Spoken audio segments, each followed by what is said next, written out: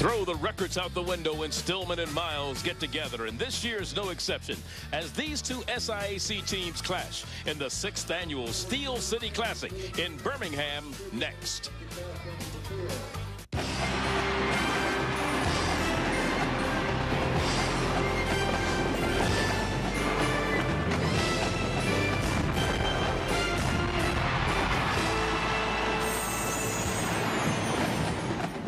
We're at Legion Field in Birmingham, Alabama. It's the site of the 6th annual Steel City Classic as the Tigers of Stillman College take on the Golden Bears of Miles College. Hello, everyone. Charlie Neal, along with my partner, Stan Luter.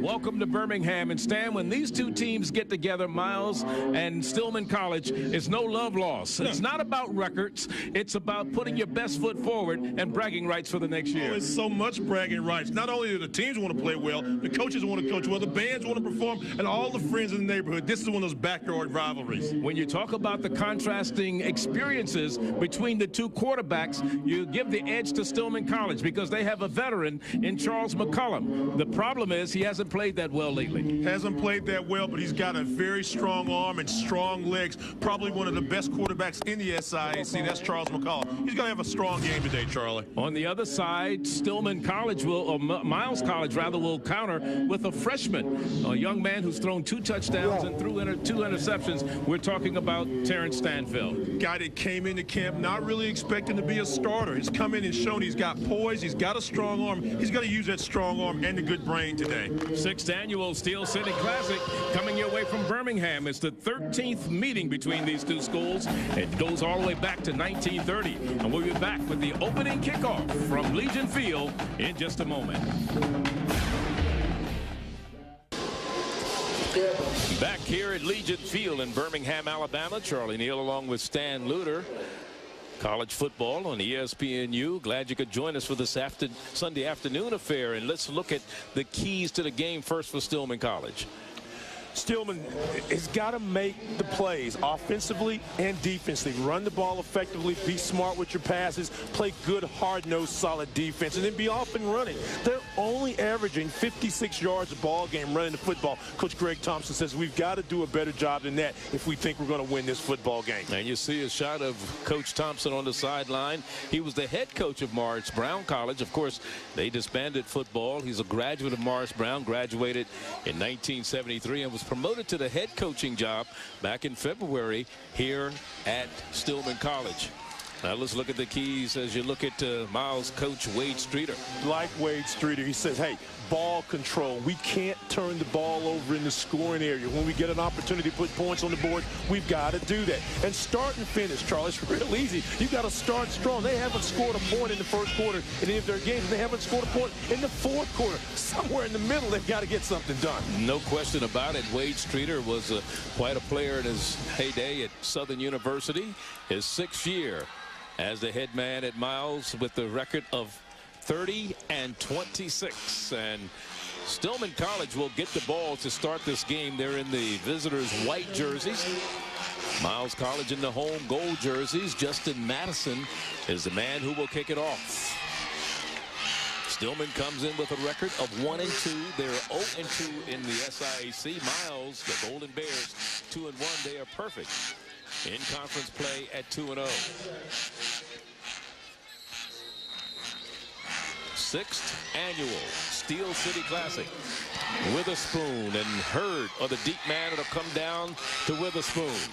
At the 15, reverses his field, trying to get to the corner, and he's down at the 20-yard line. They'll mark it at the 21. So that is where Stillman will go to work. 1st down and 10, and we'll get an early look at the veteran quarterback, Charles McCollum. He's only been sacked 7 times this year. He has thrown 5 touchdowns. He's thrown 2 interceptions. And he leads the team in rushing with 56 yards. So that's going back to what you were talking about, the running game. Yeah, when your quarterback's your leading rusher on your football team, that's not very good for your offensive ground game. Today, they got to have some balance. 1st down and 10. Derek Rogers is the running back behind the quarterback. Play action. 1st down. McCollum looking over the middle. and is picked off, intercepted.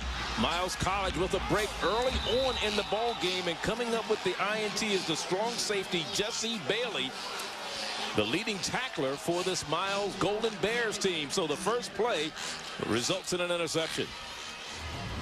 Street jobs, drop back, looking around, find the receiver, just locks in one. He just jumps around. Bailey, one of the leading players in this SIAC conference, has had a solid season. Leading tackler, gets his second interception of the season. A nice play, a great start for the Miles Golden Bears. And they get the ball in great field position at the 16-yard line of Stillman. First down and 10. And we'll see the freshman quarterback. There he is, Terrence Stanfeld. He's from Birmingham. He's a local kid from Parker High. And you see his stats this year: 4 touchdowns, 4 interceptions.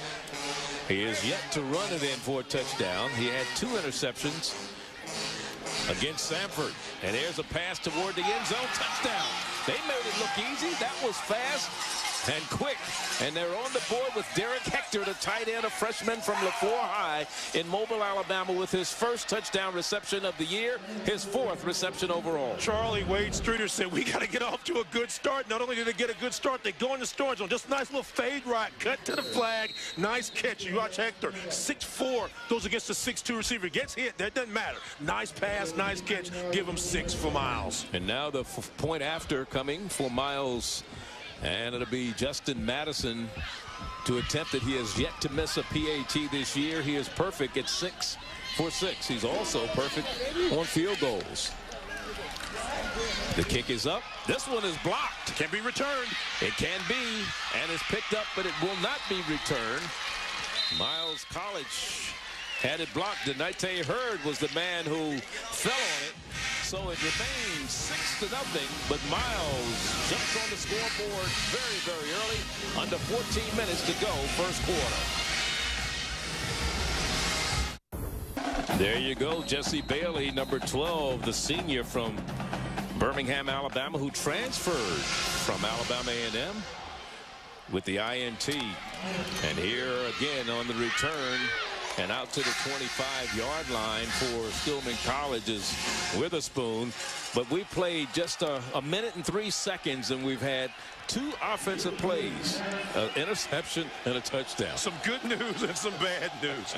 And the good news for Miles is they got on the board quick. We talked in the open about they hadn't scored in the first quarter. And for Stillman, they wanted to eliminate mistakes. Couldn't have started better for Miles and worse for Stillman. That's right. First points of the season in the first quarter for Miles College, and they're ahead 6-0. So if you blink, you missed it. First down and 10, second possession for Stillman, trailing 6-0.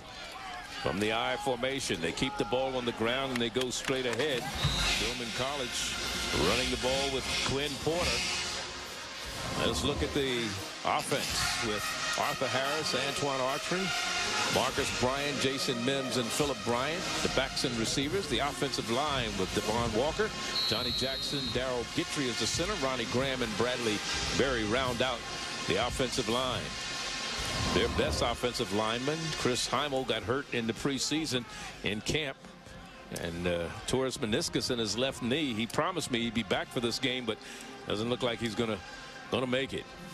Once first down or second down, here's the quarterback scrambling, picking up the first down and still on his feet into Miles territory, down inside the 40 to the 38-yard line. And what a run for Charles McCollum. Let's look at the defense. And didn't seem to do a good job that time with Belton Haynes, Ricky Johnson, and George Wilcher, the down linemen. The linebackers, a good pair of Brandon Parnell, Jasmine Nassim, and Valley Slater. The secondary, a great looking group of defensive backs there, led by Jesse Bailey, the leading tackler, at the strong safety. Michael Mason is a free safety, along with Grant Bennett and Raji Levitt at the corners. Charlie, you saw a great example of McCollum's athleticism. Had a chance to turn the corner. It was a run-pass option. Saw he had a lot of room down the sideline. Took it for a big play. 37 yards to be exact, and it's first down and 10. 12:35 remaining first quarter movement. Offensive lineman, the right tackle, moved a little bit prematurely there. And that was Devon Waller, the freshman out of Frederick Douglass High in Atlanta. Our referee, Trennis Livingston. Prior to the snap, false start, 79, offense, 5-yard penalty, remain first down.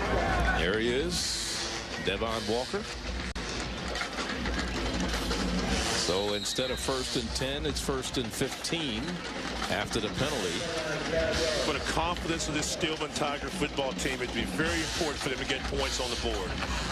From the shotgun, the quarterback, McCollum, and he is sacked at the 45-yard line, loses 2 more yards. Coming up with the sack, number 54, and that's Adrian Belton, the junior from Forest Park High in Atlanta. We talked about the defensive backs of Miles College. They do a great job. Nice protection for the Stillman offensive line from McCollum, but nowhere to throw the football. Belton comes up and makes the tackle. So 2nd and 17, 8th time this year that Stillman has been sacked. That's only the 7th time that Miles Golden Bears defense has recorded a sack. Here's the pass, complete, 1st down, still on his feet, and inside the 20 goes Marcus Bryant, wide receiver. 14th catch for him this year. Great arm. We've seen McCollum's versatility running the football, stays in the pocket this time. Good protection, throws a rocket right there. Bryant, a good catch, then able to turn upfield, pick up an extra 10 or 11 yards. Look, the footwork, the step, the throw, comes back and meets it in between the defenders, and now Stillman's on a roll. 26 yards on the catch for Marcus Bryant. His longest was 62 this year. 1st down and 10, and nothing doing on that running play that time as big number 99 got in there and created some havoc, and that was Ricky Johnson. Ricky Johnson coming to this ball game with a couple of tackles and had a sack already, and they love his aggression. A local kid not far away here, just in Montgomery, Alabama. Big senior, can be aggressive, can be a force.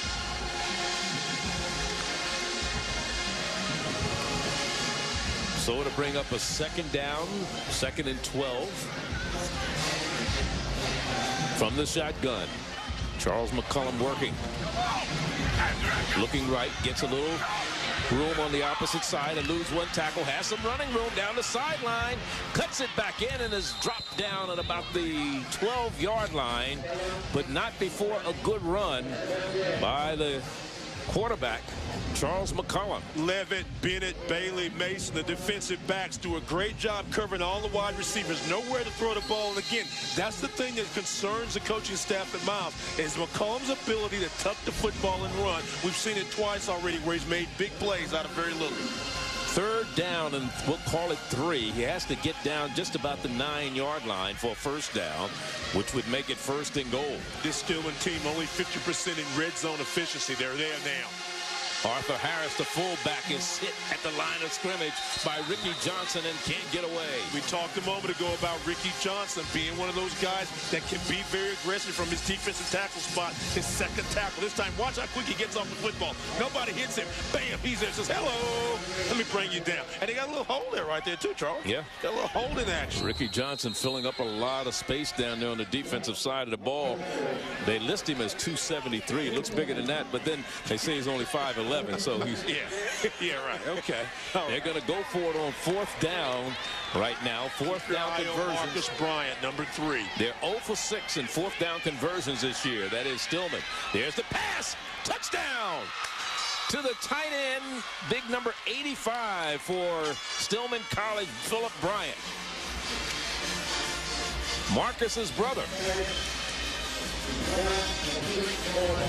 Charlie, a nice pass. Again, you talk about great protection, stays in the pocket, sees his tight end coming up the middle on the little seam route. Right there, nobody there. Nice pass, nice catch. Stillman's on the board. McCollum with the touchdown pass. Here's the point after to put Stillman up. And the kick is good. And they take a 1-point lead, 7-6, 9:03 remaining here in the 1st quarter. A 75-yard drive for the Tigers. Stillman College completing an 8-play, 75-yard drive with McCollum throwing 15 yards to his tight end, Philip Bryant, for the score. And ESPNU Inside the Polls, presented by Conoco, breaks down the new college football polls each Monday at 6 Eastern. Mike Hall, Mike Godfrey, and Todd McShay. They look back at the week that was and look ahead to the big matchup in college football. It's Inside the Polls each Monday at 6 Eastern. For more information, log on to ESPNU.com, and you have Vernon Dozier on the return, and he brings it out to the 39-yard line, and that's where Miles will get the ball. First down and 10. Their second possession. Their first one, they were in the end zone. One play, 16 yards. This is their second possession of the afternoon from their own 39. And that was a result of an interception. Stanfield on the handoff to the running back Jeremy Spears, number 28, the junior. He's brought down by Brandon Johnson, the senior from Huntsville, Alabama. As we look at the backs and the receivers, Johnson, Spears, Tillman Marshall, Vernon Dozier, and Taquino George. George is a good one as far as the wide receivers are concerned. 7 receptions so far this year for the Miles Golden Bears. The offensive line that protects him, Randy Jackson is the center. Demetrius Jackson and Kareem Gully. The guards, Rashawn Ottman and Robert Bibbs, are the tackles. During the play, unnecessary roughness, illegal helmet contact. Number 5 on the defense, 15 yards, automatic first down. Yanete Hurd was the man who was guilty of the infraction, number 5. There he is, a junior out of LaGrange, Georgia, with a late hit, a returning starter, and a preseason All-SIC and All-America candidate. All-American on the track team. We'll talk more about a couple of these guys on the Stillman team and track. But one thing they say about him, he'll hit you. Anything moving or sitting, he'll hit you. And this one's batted in the air. We have another flag down.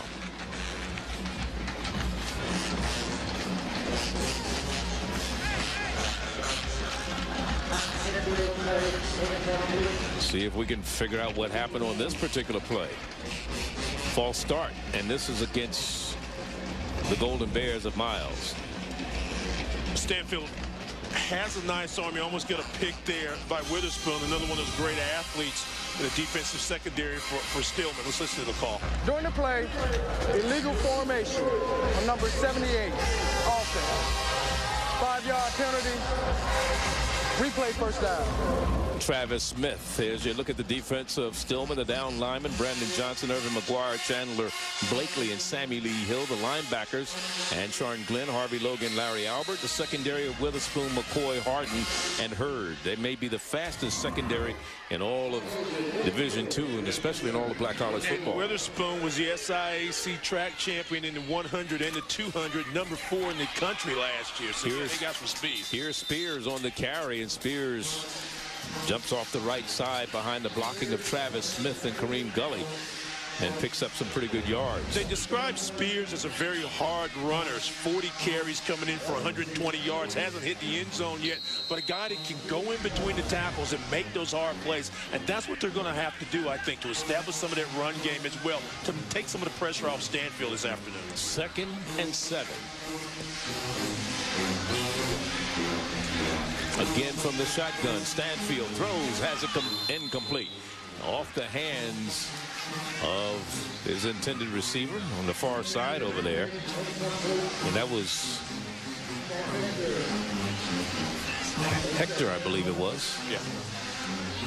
Derek Hector, freshman out of LaFleur High in Mobile. He'll bring up a 3rd down. On 3rd down conversions this year, Miles College, 38%, 13 of 34, so they've done a pretty good job. And you're in a 3rd and 7 situation. This is one of those times where if you're a defensive coordinator, you might want to bring a backer, but you got to keep in mind that puts you one-on-one with DBs and receivers. And he has a man out there who lays out for it, but it was just a little bit too big for Vincent Hill, the sophomore from Atlanta, Georgia, and it'll bring up a 4th down punting situation, even though the ball is across midfield. So we'll see Jesse Bailey, the senior from Birmingham, 6th in the conference in punting, averaging 37.5 yards per punt, come on to do the kicking. It's a good opportunity for Miles, especially for Bailey, to flip the field on Stillman, pin them back deep in their territory. There's the kick. And it goes out of bounds at the 1-yard line. Boy, you're talking about a coffin corner kick.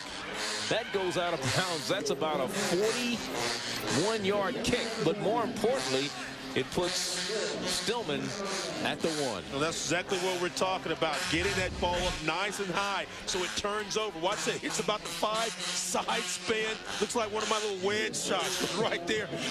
Right at the pylon at the 1-yard line. Great job by Jesse Bailey. Jesse Bailey, 6th leading punter in the SIAC. Came up with a big coffin corner kick. Something you don't see much anymore. You know, that was a cliche you used a lot in the old days, as you like to say. Yeah.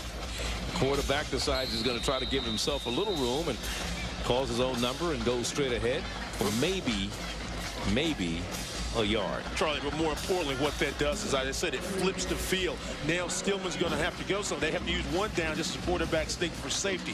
They don't want to make a mistake deep in their own territory and put Miles on the board real quick.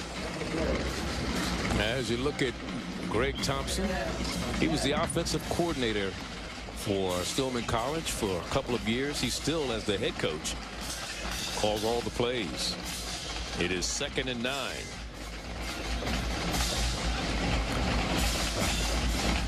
And again, the quarterback decides he's just going to take it and go straight ahead with it.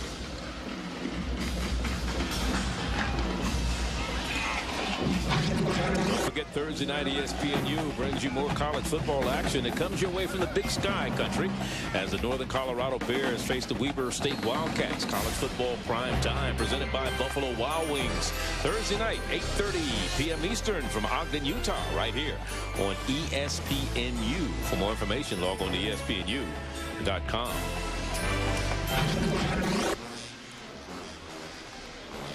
It is 3rd down and 7. This time they keep it on the ground with Arthur Harris, the running back, getting the call out of Indianapolis, Indiana, out to the 4-yard line, and that's about it. That'll bring on a punting situation. So they gave themselves a little breathing room, but not much. Yeah, and you would think that maybe on the 2nd down play, if not first, that you might would try to get McCullum outside, something safe, to see if he could get outside the numbers and pick up some yards. Right there, you're in bunch formation, and you anticipate getting good field position if you're Miles. Vernon Dozier back to receive the punt from Marcus Bryant, a senior from Akron, Ohio, and they're coming after it. He gets it off. It'll be fielded by Dozier at about the 36-yard line, and he gets down to about the 33, where he is dropped. But great field position again for the Golden Bears of Miles College. 7-6 our score, 5:29 the time remaining. We're in the first quarter.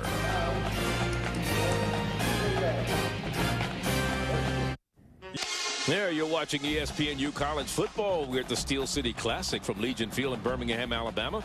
Along with Stan Luter, I'm Charlie Neal, and we're bringing you all the action. Glad you could join us this Sunday afternoon for this one. Log on to your new online source for all things college sports, ESPNU.com. It's the online gateway that will connect you to all the college sports content from ESPN. Combining the latest news with an expanded collection of new exclusive material, scores, columns, video and audio highlights, podcasts, live streaming, games, and much more. Log on to ESPNU.com today. We are college sports. 1st down and 10 at the 33-yard line. From the shotgun, Stanfeld back to pass, throwing it long down the sideline, looking in the end zone for George, and a flag goes down. We're going to get pass interference probably on Devion McCoy. Number 24 defending down there, the sophomore who moved over from quarterback to the strong safety position. But the most dangerous receiver is number 6, Takeem George for Miles. Yeah, he's an excellent receiver. You can see the outside hand. 24 just grabs him Going to play. second. Defensive pass interference. 24 defense. 15 yards from the previous spot. Automatic 1st down. And if I'm wondering about whether that's catchable pass, because yeah, but see, it already put his hand on him before the ball was ever in the catchable situation. I know what you're saying. The ball was out, but he could have come back and caught that pass. From where? You would have caught it. Superman couldn't have caught that one. So you're saying that you question that call then, huh? Yes, I do. Okay. As a catchable pass. I questioned it. Inside the 20, they have the ball on the ground, trying to establish the running game that is Miles College, and nothing doing that time. Big stop by the middle linebacker Harvey Logan, a junior out of Tuscaloosa, who's a leading tackler for the Stillman squad. One of the best guys in the SIAC and all of Division II football. That's Harvey Logan. Keep your eyes on him. Wherever the football is, you can bet number 52 is going to be there. Spears on the carry. Had some ground, couldn't keep his balance, but there's Logan there to bring him down. Certainly did. Again, working out of the shotgun. Almost an empty backfield now for the quarterback, Stanfield. Now he's putting it up again. Receivers out there. Incomplete. This time he just couldn't pull it down. That's Vincent Hill laying out for it. It looks like he's just about a half second too soon in trying to throw passes. Receivers are running great routes. Vincent Hill did a little post corner right there. It's wide open. You just got to take your time. Float that ball right there to the corner. That's going to be 6 points. Larry Albert was the linebacker covering on the play. So you had the linebacker covering a speedy wide receiver. And Albert's a good athlete, but not as good to be able to pick up Hill in one-on-one coverage. It is 3rd down. 3rd and 13. Open backfield again. Stanfield on a crossing route. Tipped in the air. Almost intercepted. Almost picked off by Dramel Harden, number 18 down there, who had his hands on it. It was batted in the air, and that'll bring up a 4th down. Again, a lot of time. Both teams are doing a great job of protecting their quarterback, and that might have been one of those situations. If you're Stanfield, you might want to tuck it and run. But again, tries to force the football in. Fortunate for Miles that they're able to keep the ball on 4th down now. 4th down conversions, 1 of 2 this year. So they're batting 50% in 4th down attempts. Let's see if they convert right now from the 22-yard line. Stanfield again. Under pressure. Picks it up, throws in the end zone. Out of the end zone. No good. It was caught, but it was out of the end zone by Taquino George. You've Good got to call. have 1 foot in. There's a flag down. It might have been a late hit or roughing the quarterback, but that's what I was talking about a moment ago. Stanfield's ability to elude tacklers. Runs out there, gets set. Watch this. Puts the ball right there. Gets hit. I don't know if that's late or not, but let's take a look at that. Let's see. Watch the pass right there. And let's see if George's foot is in. He's out of bounds. Well, wait a minute. How about the left foot? Did you see the left foot? I did.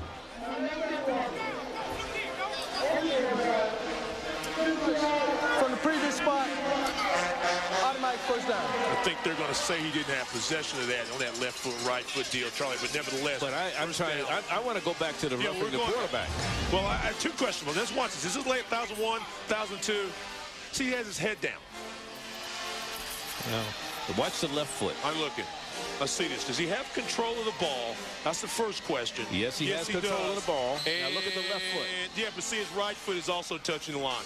No, his right foot is still in the air. My left. I don't know. I miss left and right foot stuff in school, but you know, one of the foot was on the line, the other one was over the line. How about that? The right foot was still in the air. The left foot, if it could have been the toe touching the line. That's right there. But I got my feet wrong. But anyway, the penalty on roughing the passer gives them new life. 1st and basically say 1st and goal at the 10-yard line. But Charlie, that's what we were talking about eliminating mistakes for Stillman. You know, you've got a 4th down situation. You hold them, you're going to get the football back. Potentially now Miles can score because of a mistake. Certainly can. And those are the kind of mistakes you can ill afford to have. As you look at Alex Dumias, transfer from Dodge City Community College, a returning starter at that linebacker spot who made the stop on the last play. It'll be 2nd down and 10. Again, the quarterback, Terrence Stanfield, who already has a touchdown pass to Hector in the ball game. Man, looking, and it's a touchdown. It may be offensive pass interference. This may be offensive pass interference on Taquino George. I believe it is. He pushed off to gain possession or position to make that catch for a touchdown. Well, you had George in man coverage at the bottom of your screen against Deontay Hurd. Don't do that again. And I think this is going to be a pretty easy call. During the play, offensive pass interference. Number 6, 15 yards from the previous spot. Replay, second down. And we talked about George being the leading receiver for this football team, or one of them. And again, you can't see it. That could have been a late hit. Yeah, I mean, that one could have been a late hit, okay? But watch George at the end of the play. We may not see it. There's just a little bit of a shove off Hurd. Hurd called it immediately. George, and he didn't put up an argument. So I think Takino kind of agreed, yeah, okay, you caught me that time. So to bring up 2nd and 25, or 2nd and goal from the 25 after the penalty. And that's a good matchup down there at the bottom of your screen, too. If you see the number of penalties, 4 for 46 yards for Stillman, 2 of 20 for Miles. But you've got George matched up against Deontay Hurd. Again from the shotgun. Stanfield looking, throws. Too big. Incomplete. On the far side, trying to get to Vernon Dozier. Dozier, the senior from Palm Beach, Florida, did not play a year ago because of some academic problems, but did play 2 years ago for this Golden Bears team. As you look at Greg Thompson, who replaced Theo Danzy as the head coach of the Stillman College team. Stillman had dropped football for close to 50 years, and they reinstated it in 1999. Theo Danzy headed the program up until last year, resigned, and that young man, Greg Thompson, who was the offensive coordinator for the last 2 years, took over as the head coach. 3rd down and goal from the 25. Quarterback in trouble and sacked all the way back to the 39-yard line. And he's a little slow getting up. I think they're going with the interception. And Sean Glenn. Was that a fumble? It must have been a fumble. I'm not sure they're going to call it a fumble or an interception, because the ball is touched. You'll see it in the replay. Watch the pressure now. Watch him. He makes a big mistake. This is a freshman mistake. Just flips the ball up. Oh, yeah. You call it a fumble, you call it an interception, whatever you want to call it. Big number 91's got the football, and away we go for Stillman. Again, Stillman dodges another bullet. Sammy Hill, and that's another one of those great defensive linemen for this Stillman College team. Comes in there and makes the play. And again, another mistake for the Miles College Bears. Remember, this drive started at the 38. They drove down to the 10, and now they give the ball up at their own 39-yard line. Glenn putting the pressure with Hill making the play. 1st down and 10 now. For Stillman, the Tigers. They lead it by 1. McCullum steps up, has a little pressure, dips it off to the back out of the backfield. Arthur Harris, the fullback. That is his first reception of the year for big number 34, the 6'2", 245-pounder from Pike High in Indianapolis, Indiana. One thing about this Stillman football team, a lot of guys touch the football. They've had 10 different receivers to make catches throughout the season. There's a little dump down. Looking at the 2nd and 3rd receiver, Harris gets the ball. Doesn't really pick up many yards, 4 or 5 yards, but what that will do is shorten the distance on 2nd down, make the calls a little bit easier for McCullum. A 5-yard gain makes it 2nd down and 5. You talk about the dangerous receivers, Phillip and Marcus Bryant, 53 receptions between those two brothers a year ago. And now again, McCullum running, and we may get a holding call as this pass goes off the hands of Marcus Bryant. The referee threw the flag, and we are going to get holding against Stillman. Coach Greg Thompson talking to Marcus Bryant. Marcus came into the game with 13 receptions. His brother Phillip, who has a touchdown in the game, came in with 7. As I said a year ago, 53 receptions between them. Our referee, Trennis Livingston. He's been busy today. Holding on the offense, number 77. 10 yards from the previous spot. Replay, 2nd down. Bradley Berry, a transfer from Eastern Mississippi Community College, a veteran of Columbus, Mississippi, a junior. Court holding, and to bring up a 2nd down, and it'll be 2nd and 15. Now you're in that long yardage situation, and if you're the Miles defensive backs, continue to play solid on the wide receivers. Your front four is putting enough pressure on McCullum, but you've got to be afraid of McCullum tucking the ball and taking off and picking up get big yards. We've seen that twice already today. Pressure, trying to screen, pass out the flat, and has it complete on the reception. Quinn Porter, a running back, a freshman.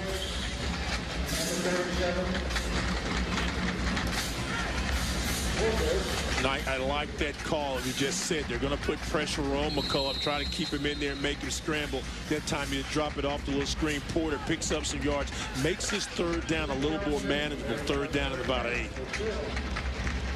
So again, on third down conversions this year, 14 of 39 for Stillman College.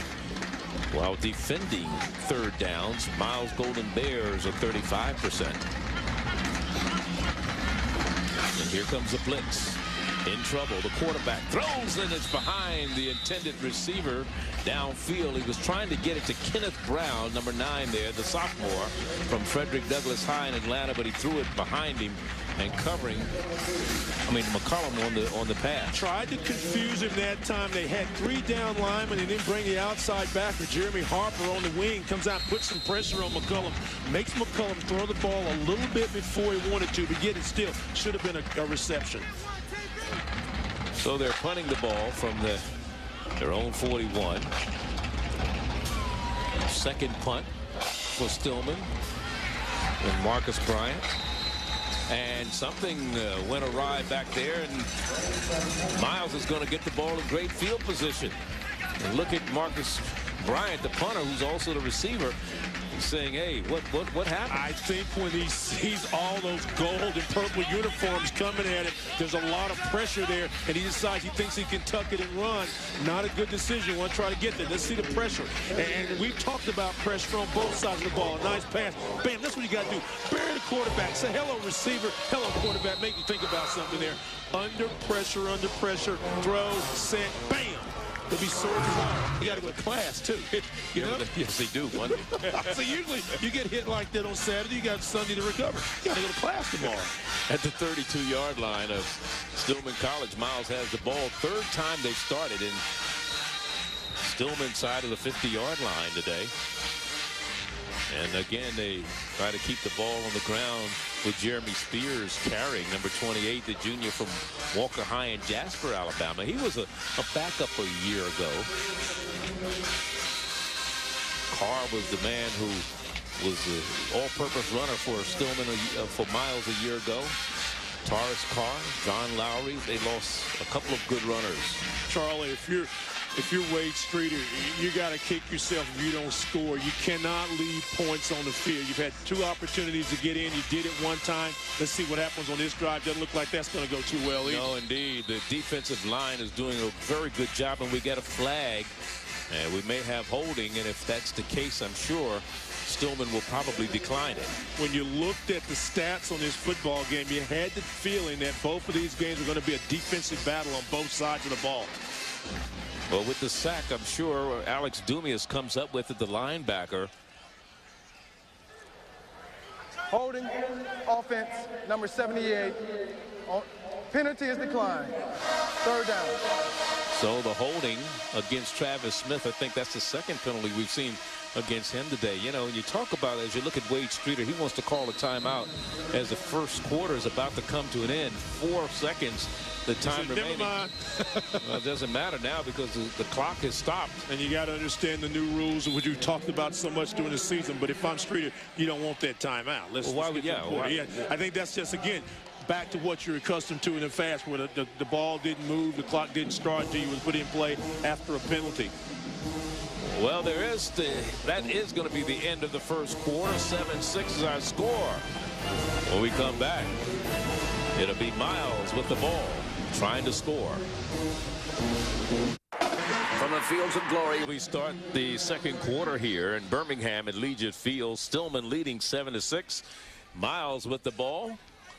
A third down, and let's look at the first quarter highlights. Well, I'll tell you what, it starts off really good for Miles. Jesse Bailey on the first play of the game gets the interception, puts you in great position. The next play, Stanfield finds Hector. Touchdown is 6-0. Then again, a nice drive for Stillman to pass 7 yards. Hey, touchdown 7-6. That's where we stand there. The all-important point after touchdown's the difference here, Charlie. Total yards 89-12, as you see. Miles College. But they also have a lot of penalties against them, and there's a third down and 20 facing them right now.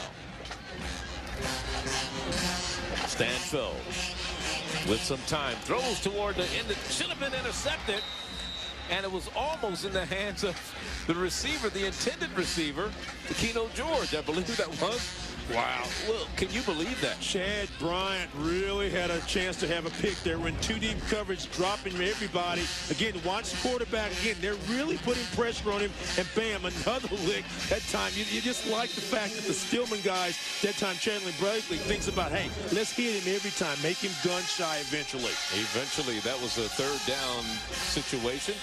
Here's a punt. And it's going to go into the end zone. The punt from Jesse Bailey. And Charlie, that's the second time where Stillman's had the ball, Miles has had the ball inside the 30-yard line and came away with no points. You're right. And they wound up punting for the second time today. He didn't get the coffin corner that time. This time the ball will be brought out to the 20 as it goes into the end zone. Just started the second quarter, in case you just joined us. 6-0 was the score. Stan fell 16 yards to Hector McCullum, then a 15-yard pass to Philip Bryant. And the point after was missed or blocked by Miles College. Stillman made the extra point, and they lead it by 1 right now. Here's the running back trying to reverse his field. Coming back is Quinn Porter, and Porter is losing yards. Actually lost a yard all the way back to the 19.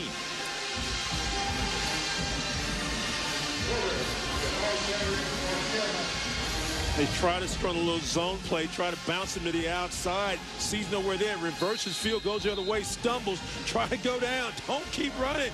Go down. Don't lose any yardage. Fortunately, the ground doesn't cause a fumble. But again, the good defense by this Miles College team. They're averaging, stand on the field defensively, almost 33 minutes a ball game. And you wonder on a day like this how long that defense can hold up today. They've given up 3 touchdowns rushing, 4 passing, including 1 in today's ball game. And here's a handoff to the right side and trying to turn the corner for Stillman. Number 32 on the carry that time. They'll use Thomas Walker as another back sometimes. Arthur Harris has been the main guy in addition to McCullum. Harris does a good job. Walker does a great job getting to the outside, trying to pick up a couple of yards. Makes it a manageable 3rd down and 3 situation. And if you're Stillman, you'd like to see this offense get into some kind of groove. That puts pressure on Miles defensively several ways. You've got outstanding receivers. You've got some running backs picking up some yards. And you've always got the threat of McCullum passing or running the football. When you talk to Greg Thompson, he talks about the won and loss column. He says it's got to be win or loss. There's no close columns in there anywhere. As the running back is hit immediately, coming up to make the stop defensively, number 43 for Miles College. Watch Antonio Denmark. Yeah. Watch this come out of no place. Comes from the outside. They had a little run blitz. Watch Denmark there. Nobody hits him. Bam. He lays the leather to Thomas Walker. So that'll bring up another punting situation. This one will come from the 25-yard line. Stillman College. Marcus Bryant, the punter. And he gets it off. And it's fielded. And a chance for return for Dozier. Looking for a block. Gets to the corner. And is run out of bounds in front of the Stillman bench on the far sideline. But there's Mr. Dozier, who's averaging 17 yards per punt return. He has the best return average, kickoff and punts in all of the SIAC. 12:54 remaining. We're in the second quarter, a 1-point ball game.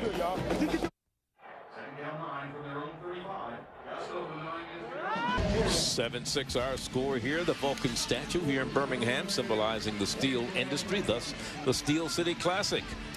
It's ESPNU Inside the Polls, presented by Conoco, breaks down the new college football polls each Monday at 6 p.m. Eastern with Mike Hall, Mike Gottfried, and Todd McShay, looking back at the week that was and a look ahead to the big matchups in college football. It's Inside the Polls, presented by Conoco on ESPNU each Monday here at 6 p.m. And for more information, log on to ESPNU.com. Along with Stan Luter, Charlie Neal here in Birmingham at Lincoln Field, and for the 5th time today, Miles College has the ball, but more importantly, for the 4th time, they started in Stillman territory.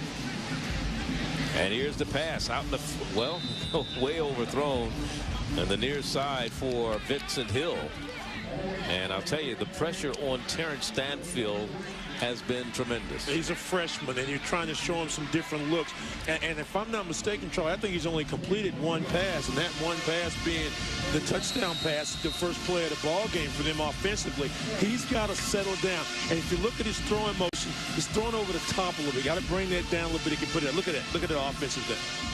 I mean, that is what both coaches were very afraid of. 92 yards total offense on one side, 12 yards total offense on the other. He is 1 of 9 in passing so far. This one's batted around. He's 1 of 10. Sammy Hill again. And look at this young man is getting his hands on it. That's the sophomore from West Blockton, Alabama. Just a very good athlete, 6'5", 310, a sophomore, comes out of nowhere, gets his hands up. That's what he teaches defensive linemen. Get your hands up, make it very difficult for the quarterback to throw the ball. Hill at 6'4", but makes himself very big. Stanfield's only 6'2". Brings up a third down. This might be one of those times you look for some kind of middle screen or even a quarterback keeper. Try to keep some of that pressure off. Here's a pass again. He finally gets another one complete. Here's Hill on the reception, Vincent Hill. And Vincent Hill is still going to be about 4 yards or 3 yards shy of a first down. Now let's see what Wade Streeter wants to do. One of the things you have to credit Dennis Conner, who's the defensive coordinator for Stillman College, for doing a great job over there. He played at Jackson State University. He's in their Hall of Fame. He won 3 SWAC titles as a member of the Tigers at Jackson State back in '85, '86, and '87. And he's a part-time assistant for most part because he's a dean of students at Central High up in down in Tuscaloosa. So he's working 2 jobs and doing them very good. And he understands winning, having been at Jackson State. 4th down. Here's the quarterback. Stanfield wants to keep it, and he is going to be dropped for no gain. And again, they mixed it up. 4th down that time. They didn't bring linebackers. They showed blitz, stayed inside, anticipating the quarterback keeper for Stanfield. And another held defense. A good job by the Stillman Tigers. It certainly has been. Let's look at it. Watch the penetration and look at all the white shirts getting inside to make the play. I mean, if you can do that consistently, Warren Rhodes there to make the tackle. Rhodes, the sophomore from Spokane, made sure that Stanfield didn't get any yards. Our score, Stillman on top by a point here. You're watching ESPNU College Football. It's the Steel City Classic, live from Legion Field in Birmingham, Alabama, along with Stan Luter, Charlie Neal. The visitors, Stillman Tigers, in the white uniforms, and the goal worn by the home team, Miles College. And one of the things that Greg Thompson was concerned about was the lack of production of the running game, which allows the opponents to zero in on the quarterback, and they have to run to be successful, something they haven't been able to establish so far today. And here we're going to try it right now. They're going to go to the right side with Quinn Porter, and again, the running game is stopped. The defenses are so quick, Charlie. And again, you almost have to think that if you're a coordinator now, maybe you throw on first down a little bit to loosen up these defenses because there's such great penetration and everybody attacks the football. You saw a great job there. William Mallory gets there, bam, makes the play. I should say Brandon Parnell gets up there and makes the play. And again, it's hard now. It's a 2nd down and 10 or 11-yard situation. Do you run? Do you pass? The defenses are dominating this football game. Defense and decisions. Defense and decisions. That's what's going on. And it has been, because the only mistake that Miles or Stillman has made today was that interception on the first play of the game, and they pick up a yard on that one, and that'll bring up a 3rd down on the run to the left side. Valley Slater on the stop defensively. Watch, listen to the hit. Also had some help from Raji Levitt.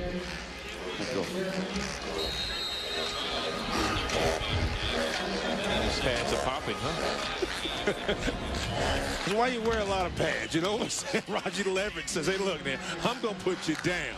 I'm going to bring you down. Only 5'9", about 162, 163 pounds, soaking wet, but a very aggressive cover corner. 0 for 3 on 3rd downs for Stillman today.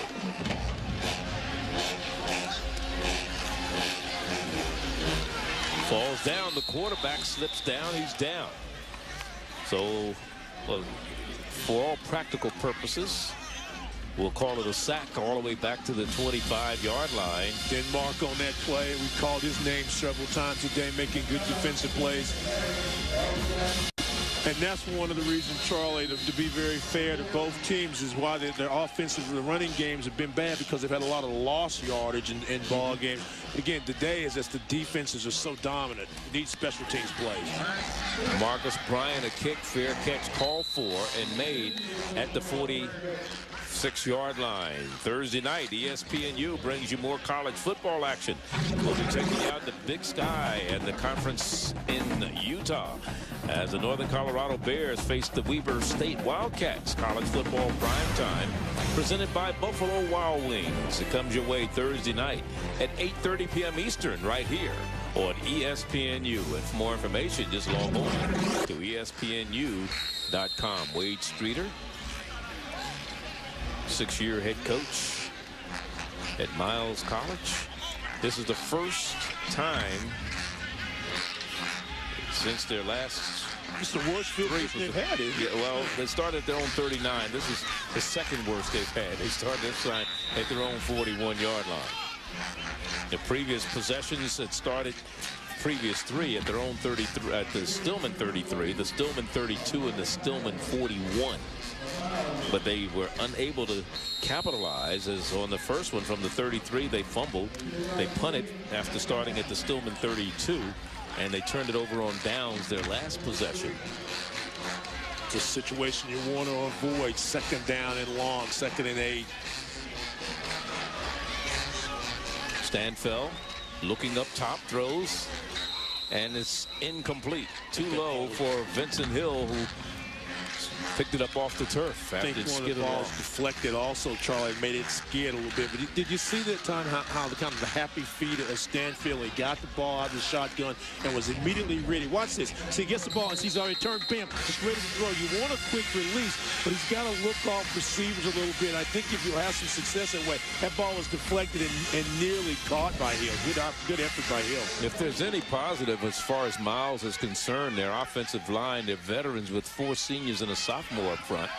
But Ellis George was expected to be the starter coming in. He was a starter a year ago at quarterback for Miles College. But again, a sack is being laid on quarterback Stanfell, a second time today that he has been sacked in this ball game. That's what we talked about, the good offensive line. Right.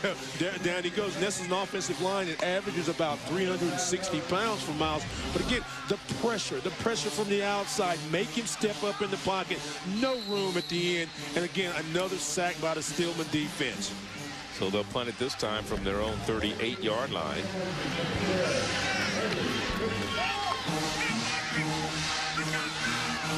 Fielded by Bryant. Bryant down the field, and Bryant across the 40 to about the 42-yard line. Or was that Darian Clark? That was Clark, number 7, the sophomore from Atlanta.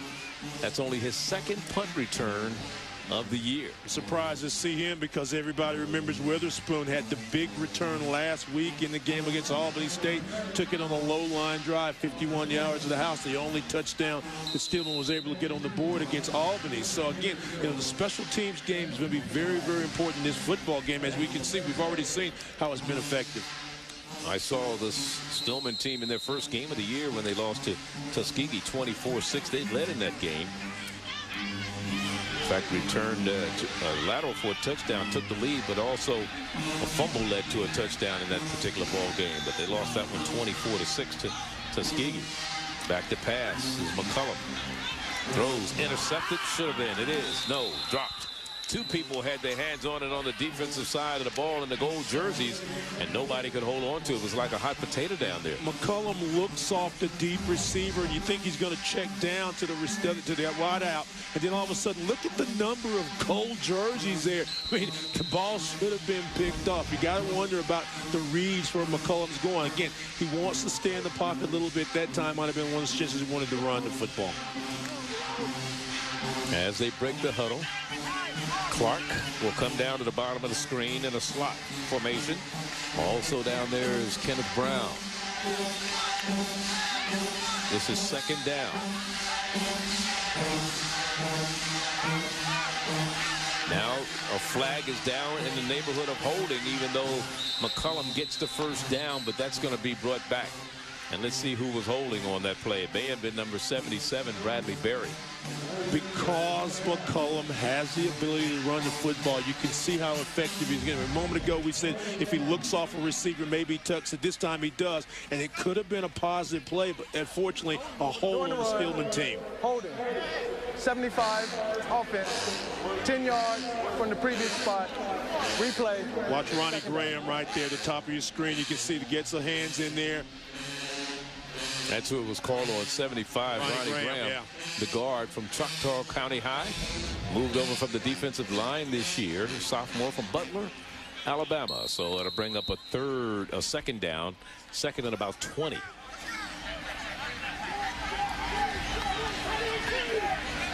Again from the shotgun, which is where we've seen McCollum work most of this game, since the running game has not been that effective.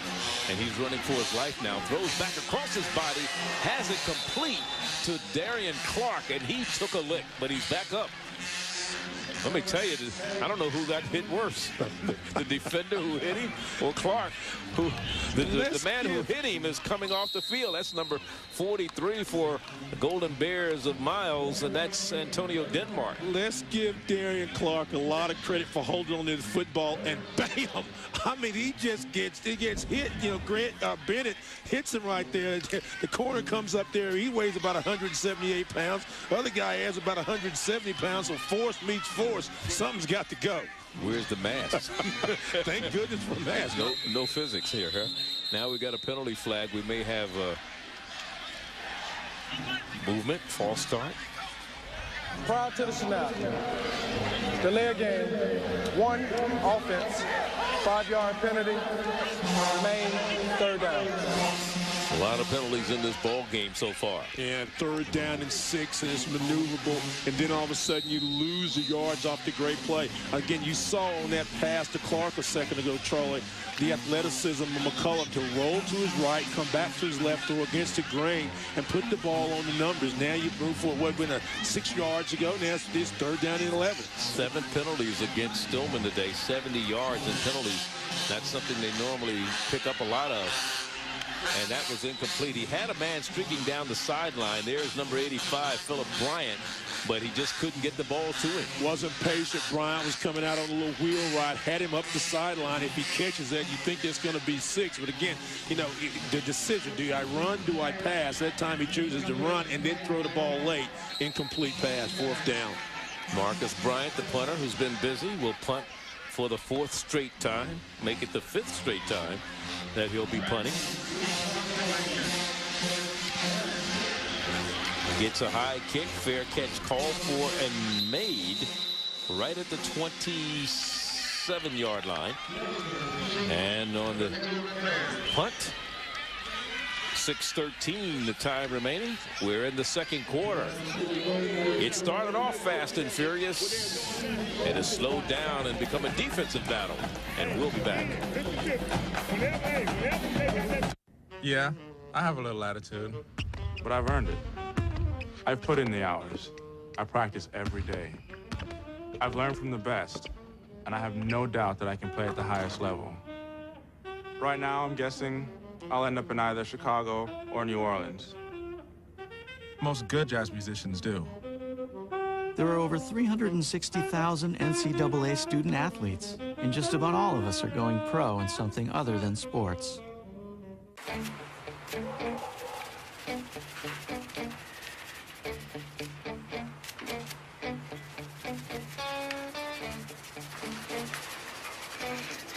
Honey, I think I found the problem. Want an easy way to keep your engine clean? Use Conoco Phillips 66 and 7. Action. And you'll hear what our head coaches thought about the first half of play. You'll learn more about the Steel City Classic rivalry, and you'll see highlights, and we'll check off the stats all coming up. So stay with us at halftime. Right now, along with Stan Luter, Charlie Neal here in Birmingham at Legion Field in the 6th annual Steel City Classic. And it is the Golden Bears of Miles with the ball, 1st down and 10 at their own 26-yard line. This is the worst field position they've had today. But the defense of Stillman has been stingy. not allowing the quarterback to get loose and not allowing the running game to get on track. And if you're Stillman, you're thinking about, we get a flag, there's somebody doing a little too much talking after the play. But as I was going to say, if you're Stillman, you're thinking, let's get them 3 and out and flip the field on Miles and put ourselves in some good field position. Maybe we can finally get back on the board again. Now let's see what this penalty is about. The referee's been busy. Got a lot of FaceTime today. After the play, unnecessary roughness, late hit, 18 defense, 15 yards from the previous spot, 1st and 10. Jamel Harden, sophomore from Tuscaloosa, who transferred here from Mississippi State, so that moves the ball down. That is the 8th penalty against Stillman today. Stillman was not a team who got penalized a whole lot this year coming into the ball. Keep your eye on 18 at the end of this play. See, just comes in there, and that's unnecessary. And here we go on a pass out in the flat, and separated from the football with a vengeance was Vernon Dozier. And the man who separated him from the football was Devian McCoy, number 24, moved from cornerback, the sophomore strong safety. Watch McCoy. That's textbook tackling, though. Stay low, drive your legs, find the middle, and take him down. Take him down, Charlie. Birmingham, Alabama native. A lot of these young men played against each other in high school or with each other in high school in the Birmingham area. Just decided to choose different paths of education in terms of schools. Running game, trying to get going again. That's Joseph Moncour. 2nd time he's carried the ball today. He transferred from Alabama Birmingham right down the road, a junior that is, from Miami, Florida. You know, you really, as we get close to halftime, you guess, okay, well, which team's got the advantage? Well, obviously Stillman, because they've got the 1-point lead. But I tell you what, you've got to be impressed with both teams defensively. I mean, they're really, really assault. They're making it very hard. Making it very hard for you to do anything offensively. You're being very kind. Yeah, well, that's what I'm supposed to be. Be nice today. Mom and Dad said, if you don't have anything nice to say, I'm going to keep your mouth shut. Well, I'm going to find something nice today. The defenses are doing a good job. All right. You started their completion there, did you? Eric Jones was the man who the ball was intended for, and this one was just a little bit out of his reach. Jumped too soon. How about that? Okay. You like that? 42-yard line. This drive started their own 26, and they'll punt it away. Fair catch being called for and made on the far sideline. And the man who made the fair catch was Donate Hurd. And that'll bring up a 1st down with 4:51 to go here in the 1st half. At their own 23-yard line, Stillman will take over once again. Don't forget, Thursday night, ESPNU brings you more college football action from the Big Sky Conference. The Bears of Northern Colorado taking on the Wildcats of Weber State. It's college football prime time, and it's presented by Buffalo Wild Wings, and it comes your way Thursday night at 8:30 p.m. Eastern right here on ESPNU. We are college sports. 4:44 remaining. Little draw play to the fullback. Not much running room there. Tracy Eatman was the man running the ball. We've seen a lot of different people running the ball today for the Stillman team. We've seen Rogers, and we've seen Colson, we've seen Quinn Porter, we've seen Walker. Greg, when we talked the other day, said that we are running back by committee. We're trying to find somebody to be the hot guy. You see, minus 17 for Stanfield. They're trying looking for somebody. There may be a hot guy right there, Arthur Harris, the fullback, on the carry. He also has a reception so far today. I like Arthur Harris. He was a defensive lineman last year and 2 years ago, and had a couple of tackles. And I think maybe if you give him the football a few times, let's see if he can just blast his way for 3-4 yards. It makes these 3rd down situations a little easier. This is manageable, 3rd down and 4. Use that fullback some.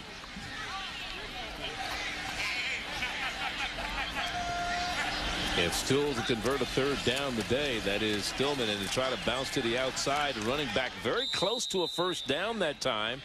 On the carry was Tracy Eatman once again. Just short. Watch Tracy Eatman try to get him the inside tackle there. Nice little lead block by Harris.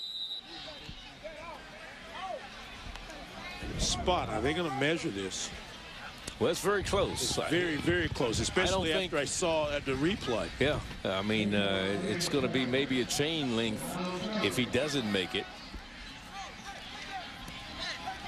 Let me ask you a question. Should it's fourth down, what do you think about Greg Thompson maybe going for this? Long count, try to get somebody offside.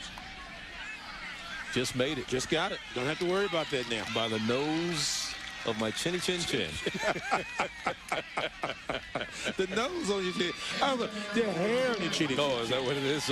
It was just that much, right? It was a little bit. One much. Either way. You saw Wade Streeter 4-1 against Stillman since coming over there. 4-7 his first year after taking over. As you see his counterpart on the far sideline, Greg Thompson. In his second year, Streeter went 6-5, 7-4 in his third and fourth year, and last year 4-7, and trying to improve on that mark this season. Started off pretty good. In motion is Williams. Back to pass. McCullum has some room, throws, has it complete across midfield. First down to Bryant, and Bryant is down to the 44-yard line. Marcus Bryant on the reception, number 3. Again, under pressure, but the pocket poised by Charles McCullum to roll out and then stand there. You saw man cover to the outside. Bryant takes a little 15-yard ride and then comes back into the ball. There's the pressure right there. Watch this nice pass, one of the best passes there. Look at Marcus Bryant come back. Great teaching point for young guys. Come back, help your quarterback out, and then get the run after catch yards. Big play, nice play for Stillman and Marcus Bryant. 24 yards on that pass catch by Marcus Bryant. Only the longest play. Actually, it's the second longest play. McCullum had a 37-yard run earlier. And we have an injury on the play on behalf of a Miles Golden Bear. That's Valley Slater, isn't it? Yeah, and he's 46, yeah. And he's up, the linebacker out of Yazoo City, Mississippi, walking off onto his own power, which is a good sign. 2 minutes and 40 seconds, though, is the time remaining on the clock in the first half. The ball all the way down to the 43-yard line of Miles College for Stillman. This is the best field position they have had today, other than the fact that they scored their touchdown. Scoring drive, right. That was a 75-yard drive. Stillman's got 3 timeouts, Charlie, so they've got plenty of time to try to get something on the board before halftime. Both teams with all of their timeouts remaining here in the first half. It is first down and 10. Eatman is the lone setback. McCullum stands in there, throws off the fingertips. And that's number 9, Kenneth Brown, the sophomore from Frederick Douglass High in Atlanta, 5th leading receiver in the conference. Great speed as Kenneth Brown transferred here from FAMU. 5 catches in the recent game against Albany State. Here's one that it could have been a 6. Again, they dropped about 4 passes last weekend against Albany State that could have been potential big plays and won a touchdown. This one just off the fingertips of Brown. Yeah, he should have had that one. Yeah. That's 6 going in. That would have been a 43-yard pass reception for Kenneth Brown. He's had a 40-yard reception so far this year. It'll be 2nd and 10. McCullum has no doubt the arm strength and can throw the ball. Throws it in the middle of the field. It's going to be short of a first down. Has it complete to Eatman coming out of the backfield. That's a little checkoff pass to his running back. But you saw what happens when you throw on first down. You try to air it out and stretch that defense. He has the time to get Eatman inside. It was a check down receiver. They looked deep, didn't find him. Eatman came out across the formation, caught the ball. And again, it makes that third down, as we've talked about so many times today, Charlie, very, very manageable. Stillman came in ranked 7th in the conference's preseason poll, predicted to finish 7th, and there's a third down situation. Stillman 1 of 7 so far today. Pressure out of the backfield. They get it complete, but no gain on the play. In fact, a loss on the play. Quinn Porter was the man on the reception. He loses about almost 3 yards on that one, and the ball is spotted all the way back to the 40. They were down inside the 40, down to about the 37-yard line, and they're going to go for it on 4th down. The clock running with 1 minute and 5 seconds to go. Oh, maybe they're not. Well, our kicker Obradovich is only 3 of 6, 2 of 2 for field goal range, and that long was only 24 yards. So again, 27 yards. So he has the strong leg. So you punt this, you pin him back, and you go into half with a 7-6 lead. They might even take a delay of game penalty. They will. Good. Yeah. So the delay of game penalty will move it back a little further. Prior to the snap, delay of game. Number 3 on the offense. 5 yards from the previous spot. Replay. 4th down. Gives them a little more room to keep the ball from going into the end zone. But then it also gives the return man an opportunity to return it. And that is Vernon Dozier. Well, you be don't very want a bad snap. That's one thing. Get it deep, get it off. Aiming for the sideline, but it takes a Miles bounce, and it dies at about the 32-yard line. So that's only about 8-yard punt. We'll make it 12. Line of scrimmage was the 40. So line of scrimmage was the 40. It got to the 28. 12 yards. They put it at 28 to 32. It wasn't long. Oh, maybe he put it at the 32. You might be right. It is an 8-yard punt. It's worse. You said be nice. I'm trying to help him. See? 30 seconds remaining in the half. Miles will get the ball. I think if you're Miles, you go deep one time to see what you can get if you've got time with 20 seconds to go, and then nothing, just lay on the ball and let's go into the half and regroup. Only down 1 point, 7-6 ball game. Stanfield, 16-yard pass to Hector started the scoring. They missed the point after, and they have it complete. 5 seconds to go in the half. This one complete on the far sideline. Miles on the catch. Darryl LeBeau. Take it to the sideline. Nice throw that time. Kind of ducks that shoulder a little bit. See how he kind of ducks that shoulder and kind of like a dart throw in there? Puts the ball where he needs it. This will be the last play.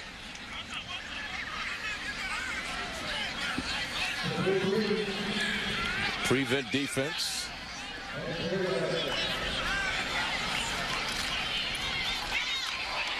Incomplete. Still a second to go, so time for one more play. Again, LeBeau was the man who was the intended receiver.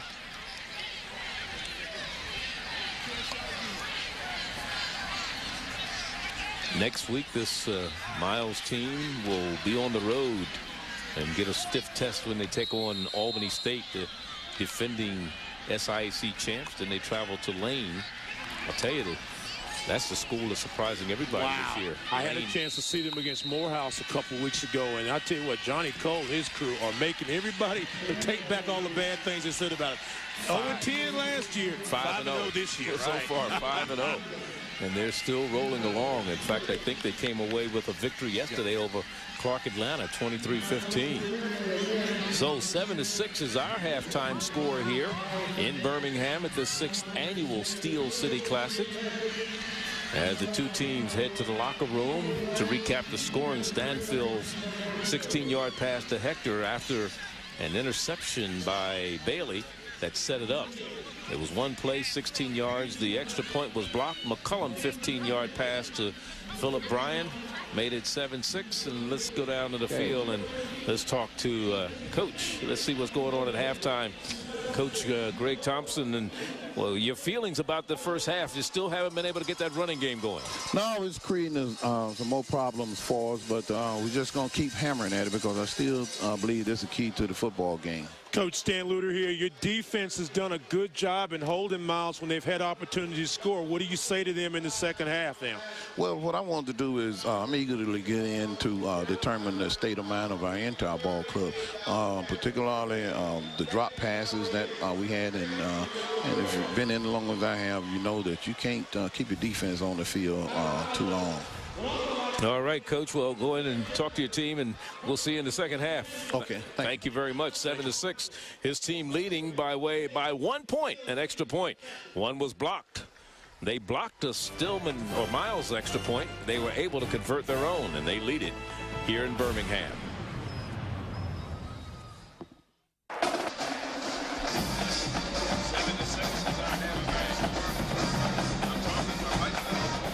Seven to 6 is our halftime score here. Stillman College on top of Miles. And we're at halftime along with Stan Luter, Charlie Neal. And we talked a little bit before the half, Stan, about the SIAC standings and how things are going and what was going on in terms of some of the scores.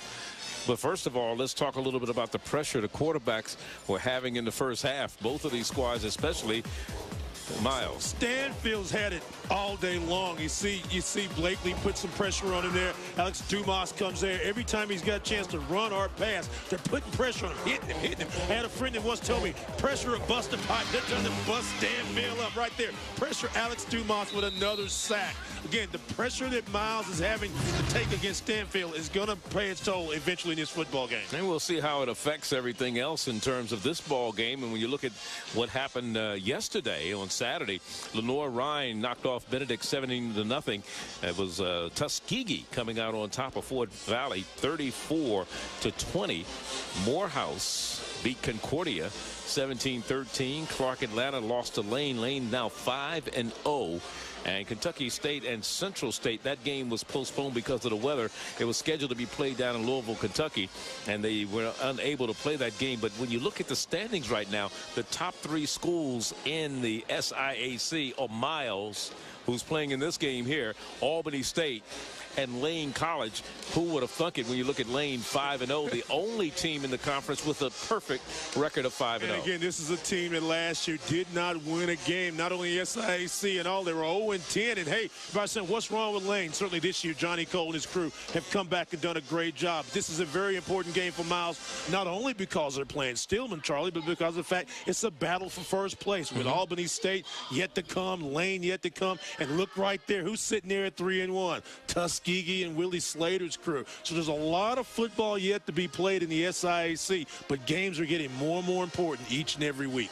And you talk about that one game there with Tuskegee, new coaching staff this year, and they're still 3-1. No, not much of a drop-off. But let's look at our all-state standings review of the top 10. Ohio State rolling right along. They came out with a big win yesterday, as did Auburn. Southern Cal gets away with a victory. West Virginia is still unbeaten at 4-0. Florida is 4-0. Percy Harvin doing his thing down there for Florida. The University of Michigan, 4-0. Texas has lost one, and that was to Ohio State. Louisville's perfect. LSU 3-1. And the Bulldogs of Georgia 4-0. Those are the top 10.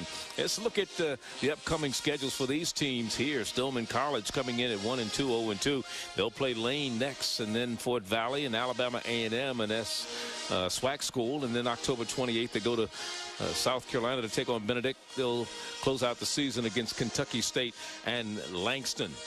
As far as Miles College is concerned, they'll be at Albany State, at Lane, and they'll be home against Kentucky State. We'll see them against Morehouse, a Sunday game on their campus here in Birmingham on November 5th, and they'll close out the season November 11th. When you look at that schedule, those next 2 ball games are going to be very, very important for this Miles football team. 7-6 is our halftime score. Stay with us.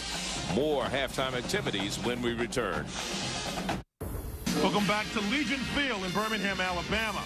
Miles and Stillman, 7-6, the halftime score. And And with me, Dr. George French, the new president here at Miles College, the 14th president, if I'm not mistaken, at Miles. Congratulations and welcome to our halftime. Thank you, Stan. Talk to me a little bit about what's going on. So many things are going on at Miles College. I know there's a lot of excitement, the 100th anniversary of your institution. What's going on at Miles? A lot, as you said, Stan, is going on at Miles. First of all, we want to thank ESPNU for broadcasting the game. This is an excellent opportunity for the college. We are celebrating our 100-year anniversary. We actually doubled in size on last week. We were able to purchase a brand new campus of 41 acres, so we doubled in size. We have the fourth highest graduation rate of any school in the nation. So things are going well at Miles, and we're looking for even greater things. Academically, talk a little bit about some of the programs that are there and why students want to enroll at Miles. Well, Miles has been known for the last 100 years, Stan, as having an excellent education program. We have trained almost 50% of the teachers within the Birmingham and Jefferson County school system. Also, of course, we know that the first black mayor, Richard Arrington, the current mayor, Bernard Kincaid, all Miles College graduates. But we train lawyers and doctors, and as a matter of fact, well, I'll let that one go. It's a surprise. I'll hold this one because it's going to be a huge announcement, but we'll hold that one. Very good. Well, we'll be on your campus in November, so I look forward to seeing and hearing that announcement. All right, so let's talk about the Steel City Classic, the football game. This is a wonderful event. It gathers two great institutions. The city of Birmingham has really taken hold of this game, and it's a positive for both Stillman and Miles, isn't it? Positive. Stillman and Miles have had a great working relationship over the years. Of course, when we get on the gridiron, it's every man for himself, and we hope that we can turn around and pull this together. But it's a large economic infusion for the city of Birmingham, because as those players and teams and fans come from Tuscaloosa, they bring valuable dollars with them. So we are looking forward to continuing the relationship with Stillman. A lot of young men are watching this football game today. Why would I, if I'm a student athlete, why would I want to attend Miles College? Because we have the fourth highest graduation rate in the nation. When you come to Miles, you're a student athlete, but you also graduate.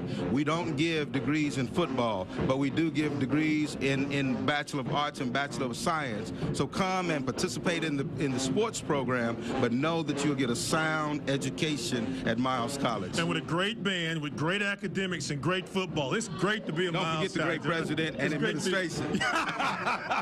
Oh, can't forget any of that, right. Dr. French, it's great to have you here at halftime. Thank you for being with us. Good halftime. Legion Field, Birmingham. Miles and Stillman, stay with us for more, won't you?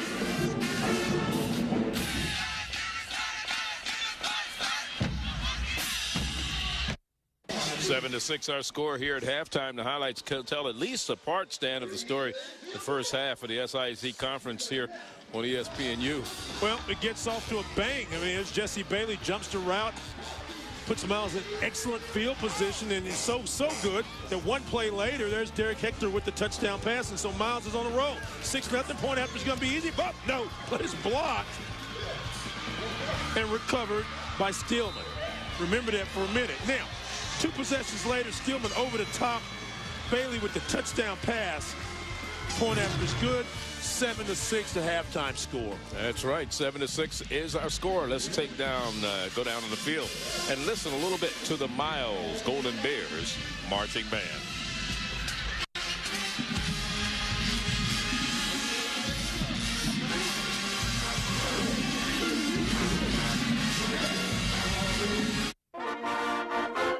Seven to 6 our halftime score here at the 6th annual Steel City Classic with Legion Field in Birmingham, Alabama. The Miles College Band, the Golden Bears, down on the field performing here at halftime. Charlie Neal along with Stan Luter. And let's look at the first half stats. And Stan, the thing that jumps out at you right away is the yards. 134, almost over 100 yards more advantage to Stillman College, yet only a 1-point ball game. Look at that, -9 yards rushing. 25 in total offense. Can't wait to talk to Coach about that. The time of possession, Stillman surprisingly almost doubled in the time of possession, but yet they only 7 points. So again, we talked about it. I mean, maybe it's incompetent offense or great defense. I don't know, but it's a 1-point ball game, and you got to feel that somebody's going to get one drive together that's going to open this football game up. And I think one of the things that maybe hurt Stillman more than anything was the fact that they had 9 penalties in the first half of 91 yards, and Miles only was penalized twice for 20 yards. As you look at the defensive leaders in the ball game so far, and it has been a defensive battle in terms of not allowing teams to penetrate in your own territory. I mean, the one drive by Stillman was very impressive. It was a 75-yard drive, an 8-play variety. It used 4 minutes and 46 seconds off the clock. Miles College got on the board, second play of the ball game after an interception. They got the ball at the 16-yard line, and you know, Derek Hector on the pass from Stanfield took it in there. It was a one-play, 29-second, 16-yard drive. Yeah, the drive has been short. I mean, you saw the stat there, and Dumas was in on 8 tackles and a couple of forced, and we saw on the highlight package a moment ago where Dumas was putting so much pressure on Stanfield. And again, I tend to think that this second half, you know, one offense is going to get in gear, or the all-important, and we've already seen it, the special teams, something's going to break, and it'll open this game a little bit. When we opened the game, the telecast, Stan, we talked about the fact that McCollum was the leading rusher for this Miles team this year. He's the leading rusher in this ball game, 37 yards on 6 carries. Yeah, and a lot of that's been in the fact that he's had to run for his life a couple of times. I think a few times he's had run-pass options. He's made the right decision. 6 carries for 38 yards in that long 37 run. I love his athletic ability, but again, I'm on the other side of the football.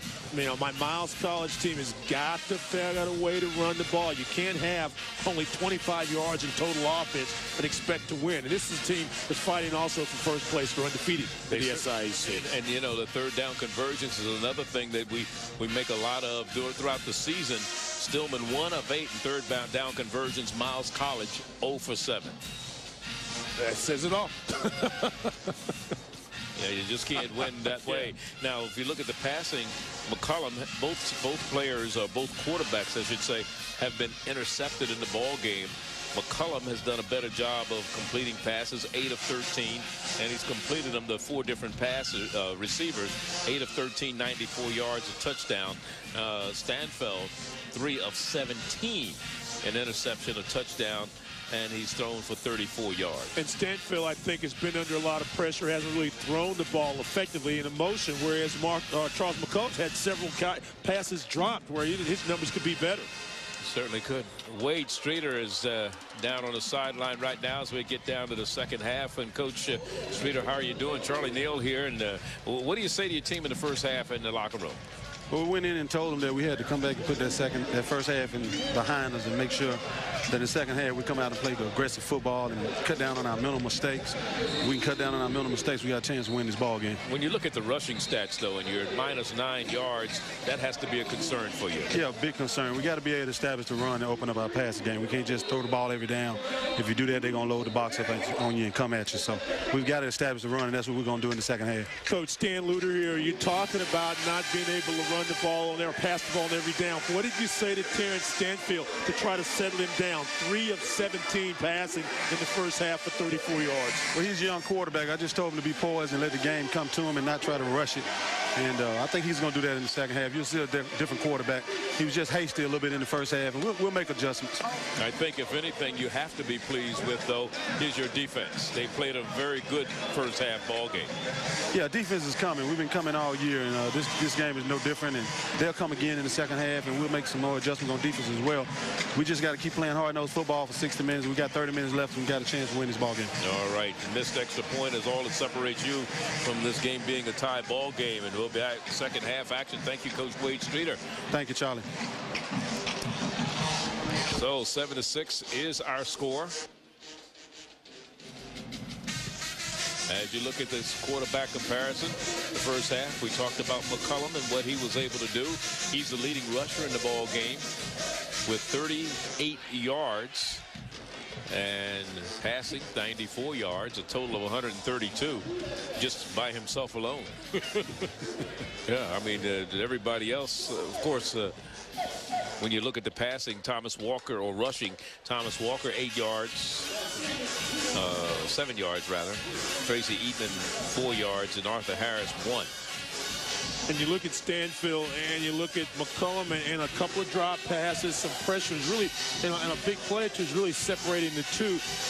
And McCollum is the #2 guy in total offense in the SIAC. He's had 3 ball games already passing of over 200 yards at the half right now, but only 94 yards. So there is some potential there to explode. But interesting to hear both coaches talk about they're kind of sort of happy with their defenses, but they understand that there are some offensive deficiencies. Certainly did. And the fact that you talk about this Stillman team, they started their season with a loss to Tuskegee 24-6. They beat Concordia 32-13. And they lost to Albany 14-7.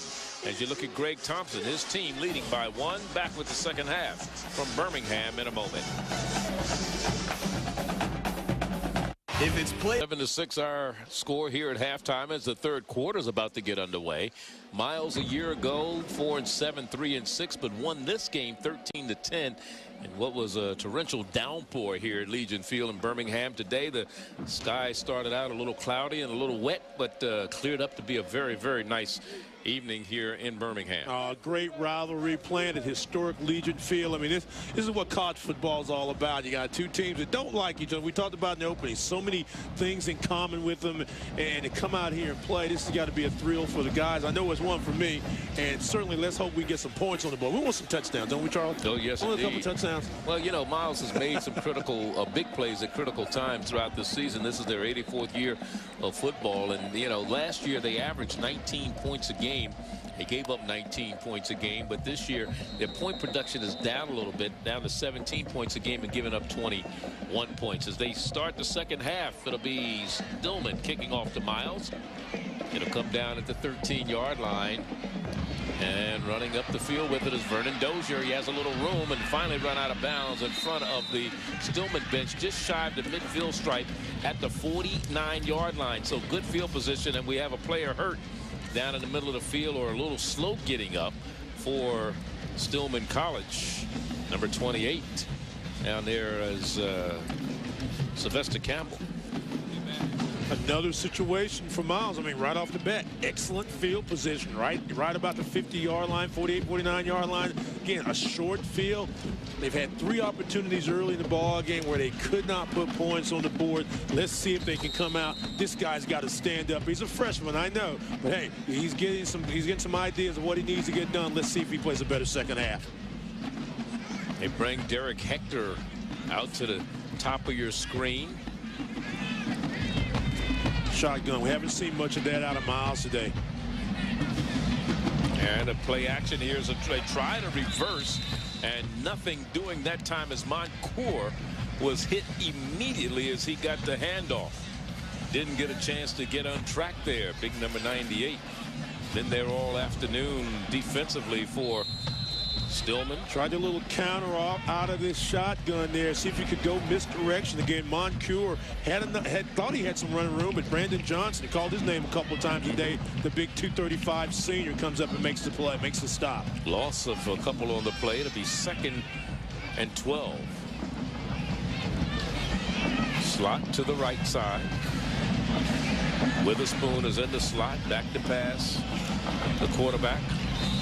And he has it complete. Well, they call it incomplete. Again, they've had that problem called drop-itis. Vincent Hill is the intended receiver. Inside receiver, Charlie, and he ran him about 10 yards and come back to it. And that ball was, you know, again, and maybe it was just a little high, but I thought that ball was right on the money and just goes between the hands. I mean, you've got to make those catches. You've got to. You know, we got to try to figure out how to keep a stat on drop passes, because the quarterback gets blamed for all the incompletions. Yeah. You know, or even sometimes interceptions that are tipped or that carry them off the hands of a receiver. 3rd and 12. And again, the quarterback running for his life on the far sideline and gets it off to Derek Hector, and Hector is very, very shy of a first down. Stop made defensively by Donate Hurd. 3-step drop off the gun there, puts the ball right there on the numbers. Hector needed about 12 or 13 yards, runs about an 8-yard route, comes back well short of a first down. Here's a punt. goes over the head, and again, for the second time this afternoon, the ball will be down at the 3-yard line inside the 5, and that's where Stillman will go to work. ESPNU Inside the Polls, presented by Conoco, breaks down the new college football polls, and they do it each Monday at 6 Eastern time. Mike Hall, Mike Gottfried, and Todd McShay look back at the week that was and a look ahead to the big matchups in college football. It's called ESPNU Inside the Polls, presented by Conoco each Monday at 6 p.m. Eastern. For more information, log on to ESPN.com. From their own 3-yard line,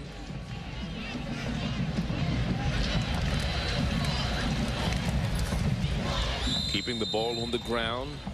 Try to get a little breathing room. The quarterback again decides he's going to keep it. Charlie, remember in the first quarter we saw a similar situation. They were nailed down at their 1-yard line, and when quarterback sneak with McCullum, quarterback sneak, a little something off tackle, picked up about 3 yards, had to punt the ball, gave Miles great field position. They were unable to score on. This time had a couple more yards with the same idea. I formation, power run. Don't want to make a mistake right here with your back to the goal line. 2 yards on the last play. Here again is the handoff, and his knee hit down at about the 8-yard line, the running back, and that's Quinn Porter. Picked up maybe 3. It'll be 3rd down. We'll call it 5. Extra effort. I like this. A little bit inside, gets a block there, reaches out. Where did they call it down? On the 7-yard line, 8-yard line. Then 3rd down, 5 yards. You spread the field a little bit now. You give McCullum an opportunity to run or pass. Stephen Lewis with the carry. 1 3rd down in the first half. They converted. And again, this time the running back has nowhere to go. This time on the carry was Arthur Harris, or was that Eatman again? Number 37, Eatman, following the block of Harris. Actually, no gain on the play to bring up 4th down punting situation.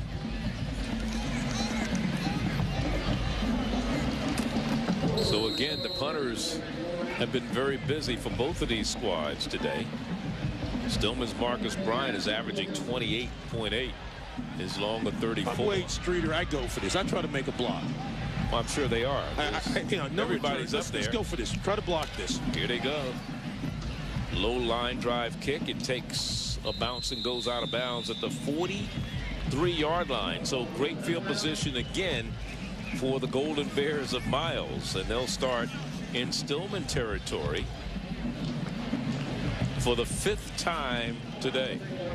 Unfortunately, they haven't been able to capitalize but one time, and that was their first possession.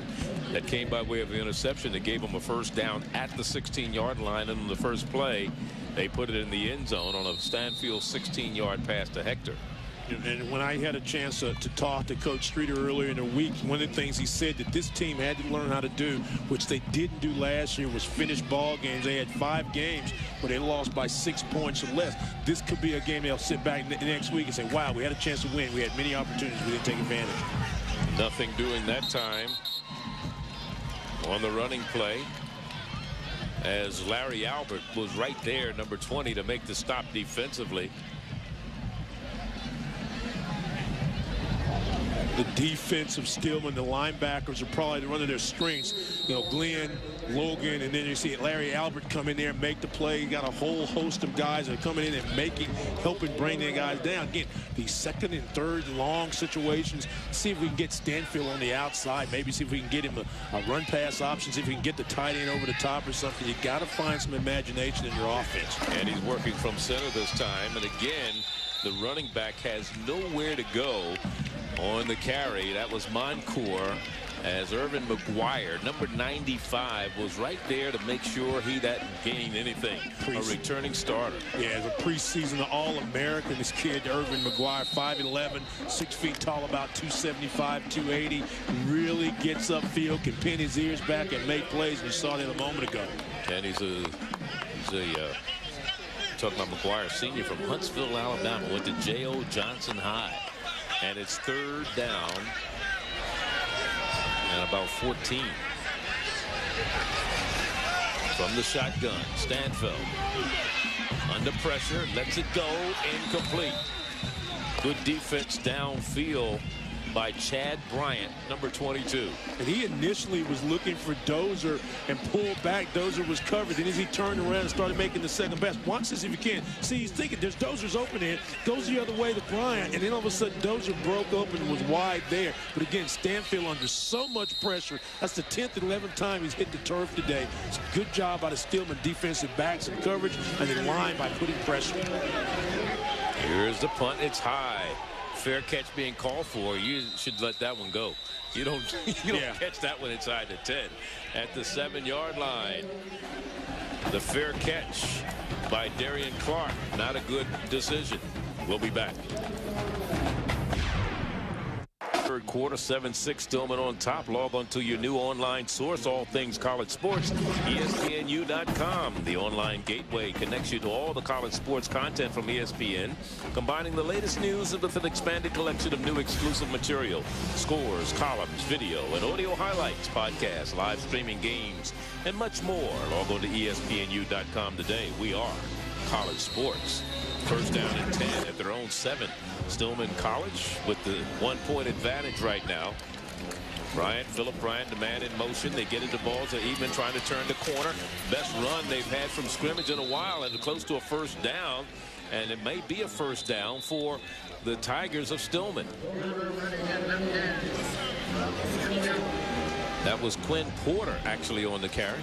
Number 37. Little zone out, trying to get him to the outside. He gets his shoulders around, and then the extra effort there to pick up, I think, a first down, Charlie. And again, that's what we were talking about earlier on about what you do near your goal line. Try to see if you can get something outside every now and then. A little more room. Now, one back formation, you think run or you think pass, and McCullum for the keeper. Well, they've got him under center rather than working from the shotgun. And here's Porter trying to right side. Cuts it back inside and is finally brought down after a gain of a couple by Jesse Bailey, number 12.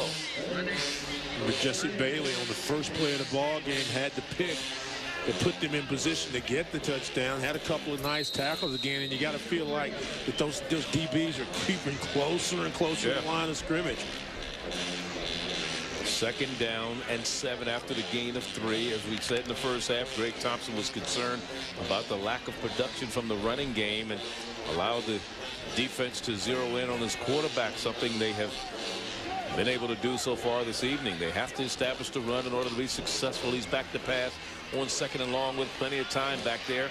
Receiver still standing there, still under pressure, and finally sacked right at the 11-yard line. And coming up with the sack is Brandon Parnell, the sophomore from Marrero, Louisiana, number 33.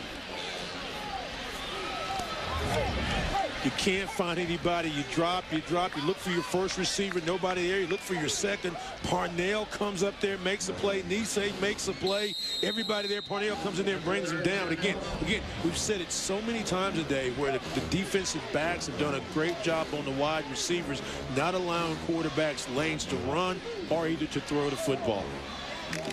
A loss all the way back to the 13-yard line.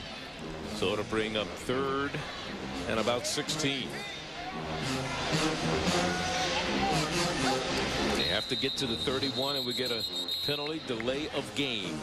So that's going to make it 3rd and 21. Well, you're talking about shooting yourself in the foot, huh? We get a delay of game. Quick kick. Prior to the snap, delay of game. Number 1, offense. 5 yards from the previous spot. Remain 3rd down. And those are the types of mistakes that hurt you. You're talking about penalties in this ball game. Far as Stillman is concerned, that's the 10th time they've been penalized so far today. They came into the game averaging about 83 yards in penalties. They were about the midway point as far as penalized teams in the SIAC. Number 5, I think it was, in the SIAC. Under pressure, lets it go. Has a man open in the middle of the field, makes a move and a first down for Stillman College, and it's complete to Marcus Bryant. First down at the 30. What a move by Bryant after the catch. And what a great escape clause by him. The athleticism. He's going down. Hit the grass for Nason. Just doesn't do it. Throws the ball up. Bryant comes back, makes the play. You should go down. He said, you got to go down. You got to go down. The strength of McCollum to get rid of it. Michael Mason, the DB, is about 6'2", about 190 pounds. Had him in the grass, but just couldn't bring him down. 23 yards. It was enough for a first down. They had to get to the 31. They got the ball to the 30. That's all they needed.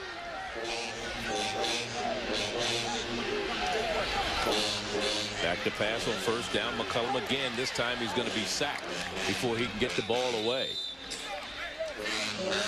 You know, it's kind of interesting, and I don't know if anybody picked that up, but the ball, when they snapped it, was spotted at the 30-yard line. The chain is across the 30 between the 30 and 31. Yeah. You see it, there. They just, but that's not where they snapped the ball from. They got cheated on that by half a yard. So they actually, instead of losing the yard, should have lost a half a yard.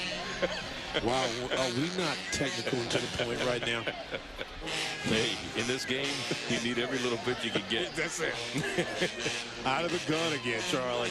It is second down. Rolling to the left side. Gets a block. Has a pass thrown, and they're going to throw a flag. They may call holding on one of the offensive players. I thought it was a good block. Maybe they're calling an illegal block because it may have been below. Could very well be a defensive hold just because of the fact, let's see, I don't see anything there, but one of the wide receivers, he guys takes down right there, but one of the receivers, they see Bryant going deep on the streak route, and I don't think they could get to him. Let's see here. Yeah, I don't see. Well, yeah, there's a hole. He grabbed it. You can't. There's a leg lock. Is that what he did after he blocked him? He grabbed his leg.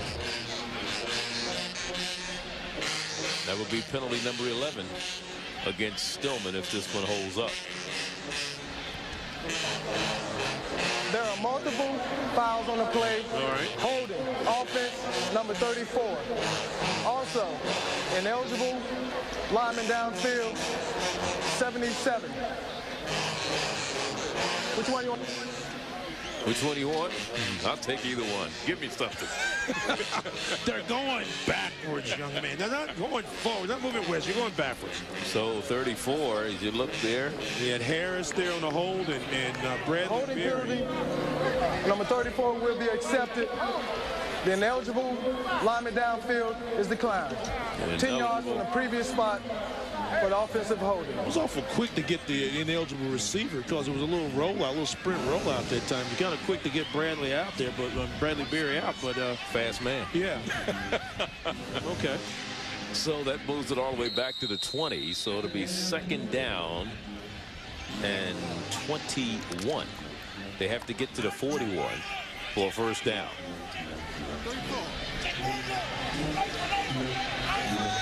Wow. Wow. And they're not going to do it with a running play like that. Keeping the ball straight ahead on the ground with Tracy Eatman on the carry. Defensively, Brandon Parnell is there. Stillman fielded his first football team in 1922. In fact, didn't even have football on his campus for over 50 years. It was reinstated back in 1999. Coach Greg Thompson there, hired in February 16th. Had a spring game, and then he was fired for a day. And then they brought him back. Shouldn't have lost that spring game. Sprint out by the quarterback. The throw, and it's incomplete. Good defensive play downfield by Grant Bennett, the cornerback, number 22, who stuck his hand in there and made sure that the ball was not caught. Nice job on that coverage, as you said, by Bennett. But you're talking about Stillman and their program, and we mentioned early in the game Theo Danzy, Coach Danzy, who coached at both schools, ironically enough. Coached at Miles and at Stillman, was at Miles for a few years, and from 1979 to 83, and won 7 and lost 20, and then came back to Stillman. Remember, Stillman was clubbed for a few years, the NAIA, and finally got in the SIAC and won 40. There's a special teams play. High snap, touchdown. Miles College Coming up with the big return for the touchdown for Miles is Michael Mason, sophomore from Alabaster, Alabama. Returns it about 10 yards for the touchdown. Charlie, we talked about it. Your offenses are limited. They're shooting yourselves in the foot with penalties. Special teams have to come up. They had to miss the extra point. There's the block laying out there. Tillman Marshall, a wide receiver on special teams. Give it to Q-Dog son. Gets the block right there. And then there's the pickup and the touchdown for Miles College. The point after earlier by Miles College was blocked. And they have a player down on the field that's injured for Stillman. If I'm Miles, though, I go for 2. I go for 2 to make them have to score a touchdown to beat you. Well, they're going to use a timeout, maybe.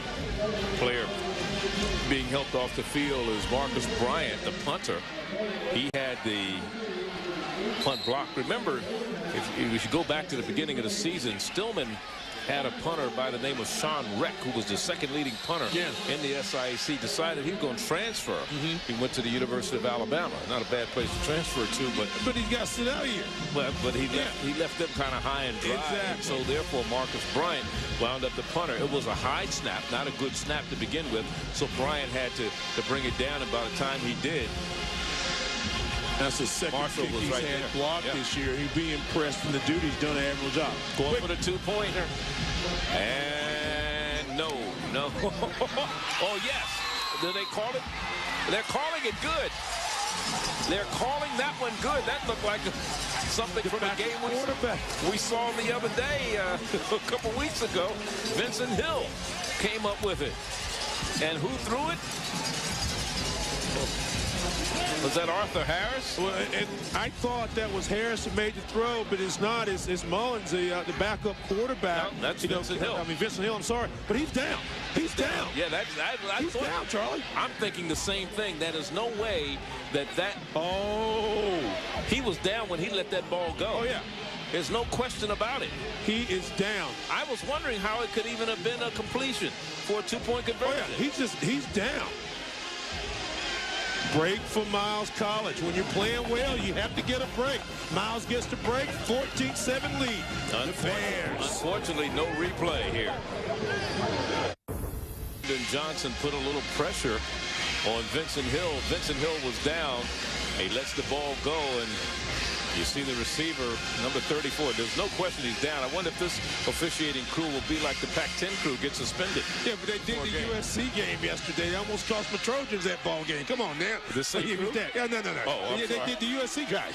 Oh, they did the Oregon game, and they came back and did the USC. I mean, that wasn't even close. No, it wasn't. And it's unfortunate that if this game ends like this, 14-7, everybody will talk about the 2-point conversion and not talk about the great block kick that enabled Miles to score the touchdown. But certainly he was down, knee down, elbow down, arm down, everything was down. 6-yard line Hurd on the return, and he's tattooed at the 18. And that's the momentum change that you have to have in a ball game like that. You make a play, and you get a big hit by Marcus Bynum.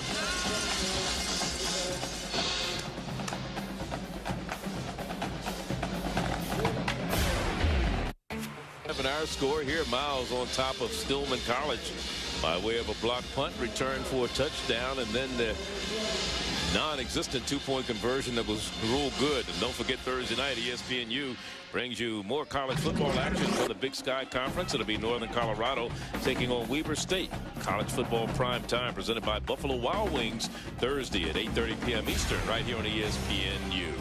Charlie Neal along with Stan Luter right here in Birmingham, Alabama. 3:53 remaining in the third quarter, and what had been not a very exciting ball game, just a defensive stand on both parts until that block punt. And here's the quarterback under pressure again, decide to take off and run, still on his feet, and McCullum gets it across the 30 up to the 34-yard line, and a first down. One of the things that Coach Greg Thompson said, that he didn't want McCollum to have to make too many plays. I think now the script has been flipped. He's got to make some plays, and he can do it, especially with his legs. The ability to elude tacklers, protect the football, picks up 15, 16 yards, and finally get Stillman out from under their goal line, out from the 20-yard line. Let's see if this can be the drive now that will ignite this football team. That was good for 16. That run out to the 34.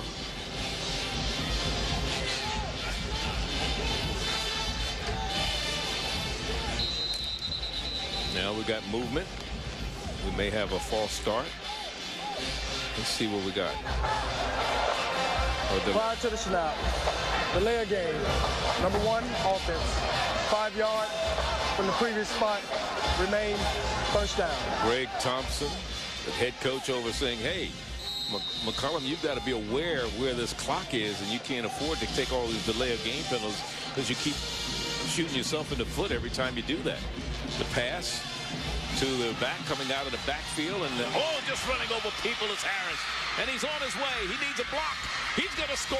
Touchdown, Stillman College. What a play by the back. He had set up the block, then released his man who came after the quarterback, McCollum. McCollum saw him. He broke a tackle and went the distance, 71 yards. And when you'll get this, when we see the replay, you'll see the elusiveness. He turns around, like you said, the block, and then comes into protection. And then the power right there. Takes a lick and keeps on ticking. 71 yards away. We've got a ball game, Charlie. And the point after is good. And we're all tied at 14 apiece. And that shows you how important that two-point conversion was earlier. Yeah, that's what, yeah. All tied at 14 with 2:50 remaining here in the third quarter. Now watch Arthur Harris. See, he turns around. This is the time he's a secondary receiver. Takes a blow right there. Boom. And then again, once you get through the first line and then the second line of those linebackers, there's nobody there to touch him. That's a great job, a great effort by him. And McCollum says, yeah, that's what I'm talking about. My legs and my arms, it gets us 6. It's the longest pass play of the year for Stillman College. The previous was 62. That one was good for 71, but most of it occurred after the catch on the legs of Arthur Harris. And Harris had caught passes before during the season. He caught 12, and he caught a couple passes this season. And now to be able to get that, that's a good deal. There he is, Arthur Harris, a junior from Pike High in Indianapolis, Indiana. Under 3 minutes to go here, and here's the kickoff. Short kick. Out across the 35 to about the 39-yard line. Easy. The return for Laquan Phillips, number 26 there, the freshman from Decatur, Georgia. His averaging is about 17.8 yards per kickoff return. All right, now it's Miles' turn. A little fireworks going right now, Charles. That was an 82-yard drive by Stillman College. That drive started at their own 18. They get the 71-yard pass play. And now Miles goes on offense, first down and 10 at their own 38-yard line. Pass out in the flat, complete, and run out of bounds in front of his own bench was Vernon Dozier. Dozier, senior out of Palm Beach, Florida. On the stop defensively was Devion McCoy. Stanfield really looked relaxed and confident on that little out route that time for Dozier. Dozier does about a 10-yard dig, takes to the outside, ball right on the money, moves his chains.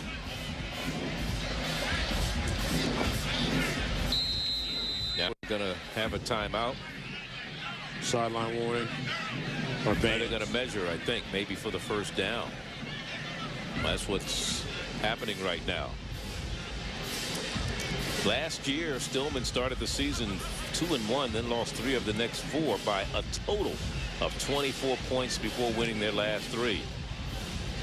Since 1999, Stillman is 18-17 in games played. But Miles leads this series 10-2, 13th time these two teams have met. 6th annual Steel City Classic. Stillman won the Classic in 04, 17-14, Lost it last year 13-10, and you see they're a little bit shy. Yeah. Okay.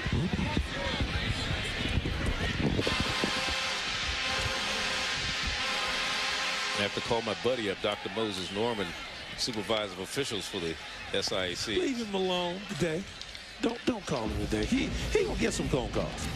if things don't go right, trust me, you don't have to call him. He may want you to call as a friend.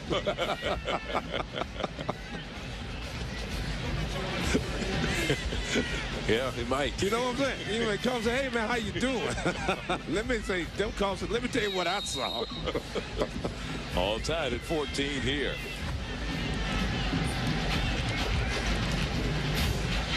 And trying to get to the outside and breaking tackles around the right side. Best run of the day for Miles College and Jeremy Spears, the junior from Jasper, Alabama. And I think they're going to call a hold or something on Travis Smith. Well, their flag is way back there, and it is going to be against Miles College.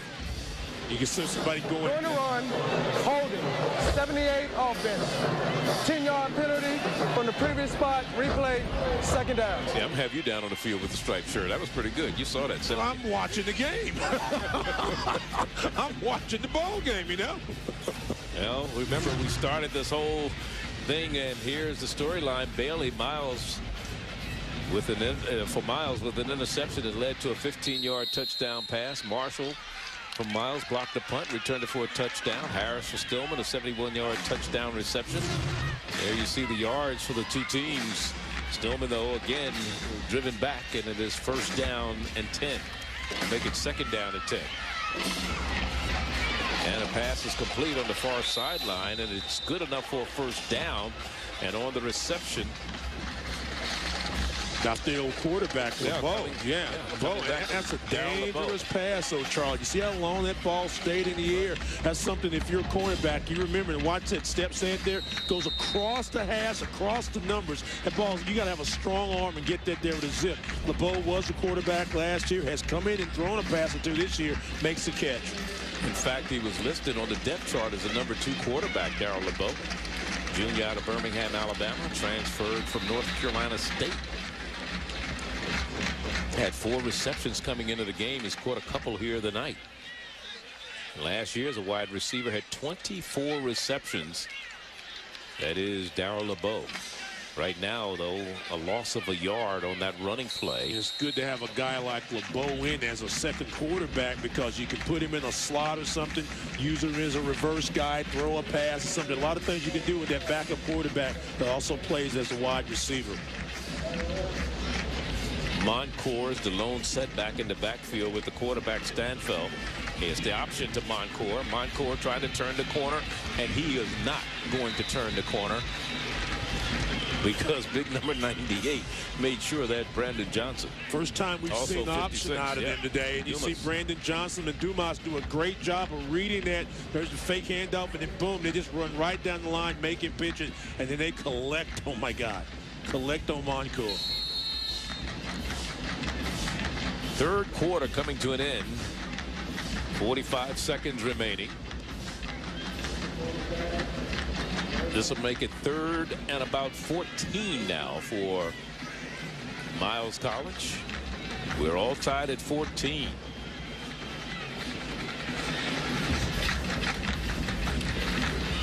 The pass complete and fumbled and picked up. Now they're going to call it incomplete. It was in and out of the hands of the receiver, Hector, Derek Hector, the freshman from Mobile, but he did not hold on. And it'll bring up a 4th down, and that'll bring on the punting unit with 20 seconds left in the 3rd quarter.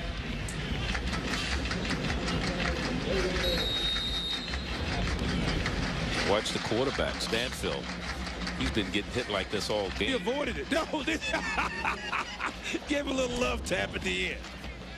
And this one goes out at the 23-yard line.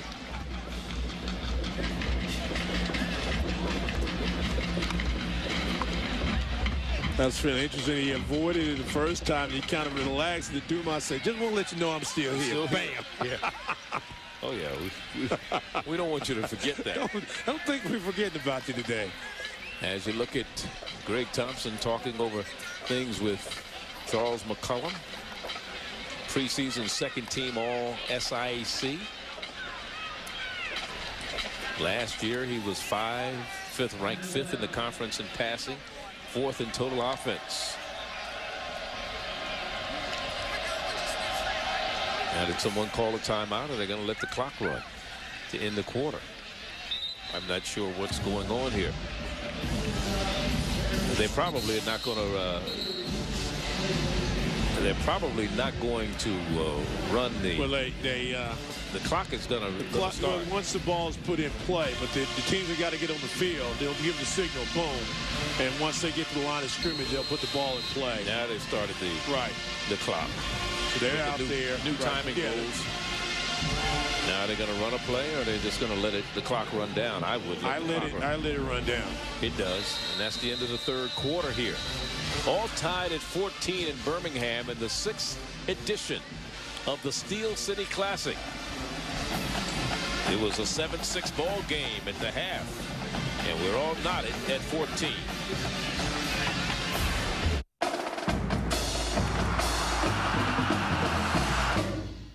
It's too small. Car's too small. Autoclaustrophobia. It's taken a devastating toll, but its days are numbered thanks to the all-new Nissan Versa. Versa treats small car symptoms with best-in-class interior space. Now this is roomy. Versa lets you be carefree and hands-free with Bluetooth technology. I like that. Versa will help you take control of autoclaustrophobia today. Ask your Nissan dealer if Versa is right for you. You're so cute.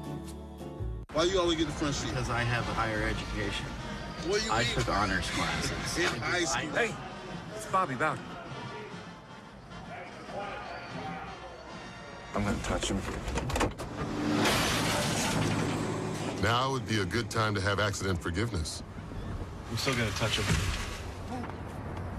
Part of Allstate Your Choice Auto Insurance. Are you in good hands? That wasn't him. But you still touched him. Our new countertop actually reduces the spread of bacteria. It's wicked. And this is chalkboard paint. It's off the hook. And our new washer uses about half the energy in water. Maytag is slamming. Mom, you're freaking me out. Don't miss the Home Depot Home Show. Discover hundreds of today's smartest, most innovative ideas for your home, like a Maytag dryer that dries clothes in the time it takes to wash them. Now at the Home Depot Home Show. You ever think you might have worms? If your computer is slowing down or crashing or just acting weird. E-acceleration with the full power of Stop Sign can make it like new again. Stop Sign gives you virus protection second to none. With a spam blocker and spyware remover. Pop-up blocker. And the Stop Sign firewall for all the protection you'll ever need. Guaranteed. You may be infected and not even know it. Go to StopSign.com for a free virus scan now. Tuesday on the Contender season finale. A quick and savvy fighter has one more chance. I wanted to be the last guy standing. To show why he's the favorite. I'm gonna win the tournament with this right here in my mind. The 2-hour season finale. Forbes versus Brewer for the Contender Championship. Plus, Bundridge versus Bravo. Tuesday, 10 p.m. Eastern. Live on ESPN. 15 minutes of football remaining here in Birmingham in the 6th annual Steel City Classic. First down and 10 for Stillman College. Ball at the 23-yard line. And they're trying to keep the ball on the ground. Again, trying to establish that running game. And we talked about the fact that they didn't have football for a number of years, over 50 years. And when they did have or decide they were going to reinstate the program in 1999, they had like 300 young people, young men come and try out for this team. And you look at the third quarter stats. Certainly a testament to not only Stillman, but to football and its enjoyment in this area. But look at the time of possession right there. 28 minutes, almost 29 minutes there for Stillman. 16 and minus 20 yards rushing. 41 total yards offense, and you're in the ball game. You're in the ball game. You're in the ball game. Yeah, well. Go figure. He got some help right off the hands of the receiver, who was a little late getting his head around, and that was Philip Bryant. Had he got his head around, it probably would have had a reception.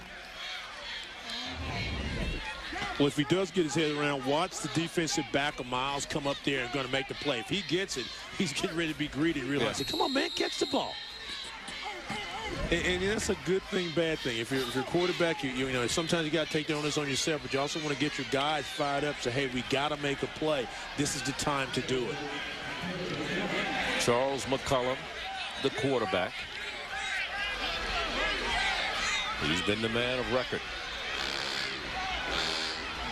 Back to pass on third down. Under pressure. Escapes a possible sack. Gets the pass off. Incomplete. Too high. Downfield for Kenneth Brown. Defending down there, Grant Bennett, the cornerback, number 22. We talked about this all afternoon long, the pressure on both quarterbacks. This time, Miles putting the pressure inside, making McCullum says, go deeper, go deeper. Well, that little personal foul right there, too. A little push at the end of that play. But, well, again, the pressure, you got to throw off balance, and then reception, the near miss. 5, maybe 6 times a day where the Stillman receivers have let balls slip through their hands.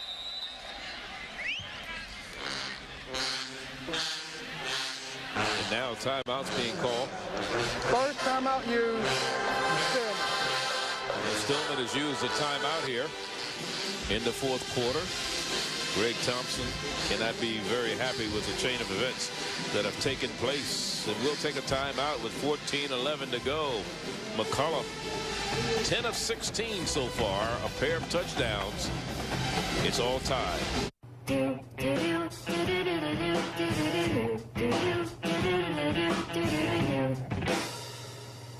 Huh. Calories provide energy, but how much energy do you need? Powerade Option, the low-calorie sports drink. Attention football fans, get the hottest gear from your favorite NFL team free. That's right, free. Go to sioffer.com right now and get this official NFL long sleeve shirt with a logo of your favorite team free with your paid subscription. Get Sports Illustrated for only $1.59 an issue, a savings of 60% off the cover price. Use your credit card and get this reversible NFL fleece vest, plus this NFL hat of your favorite team absolutely free. Follow your favorite team and the rest of the NFL through SI's award-winning writing and spectacular photos capturing the entire season and more. Get must-have preview issues for college football, basketball, NBA, MLB, and the NFL. And the red-hot swimsuit issue. Plus our brand-new fantasy football section and SI Players, our weekly glimpse into the players' lives off the field. Order SI and show off your team's colors with free NFL gear. This long-sleeve shirt, this reversible fleece vest, plus this team hat, all free.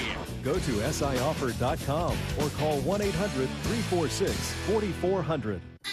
Anything in play we should be looking at? One stock I'm seeing some early interest in is BENG,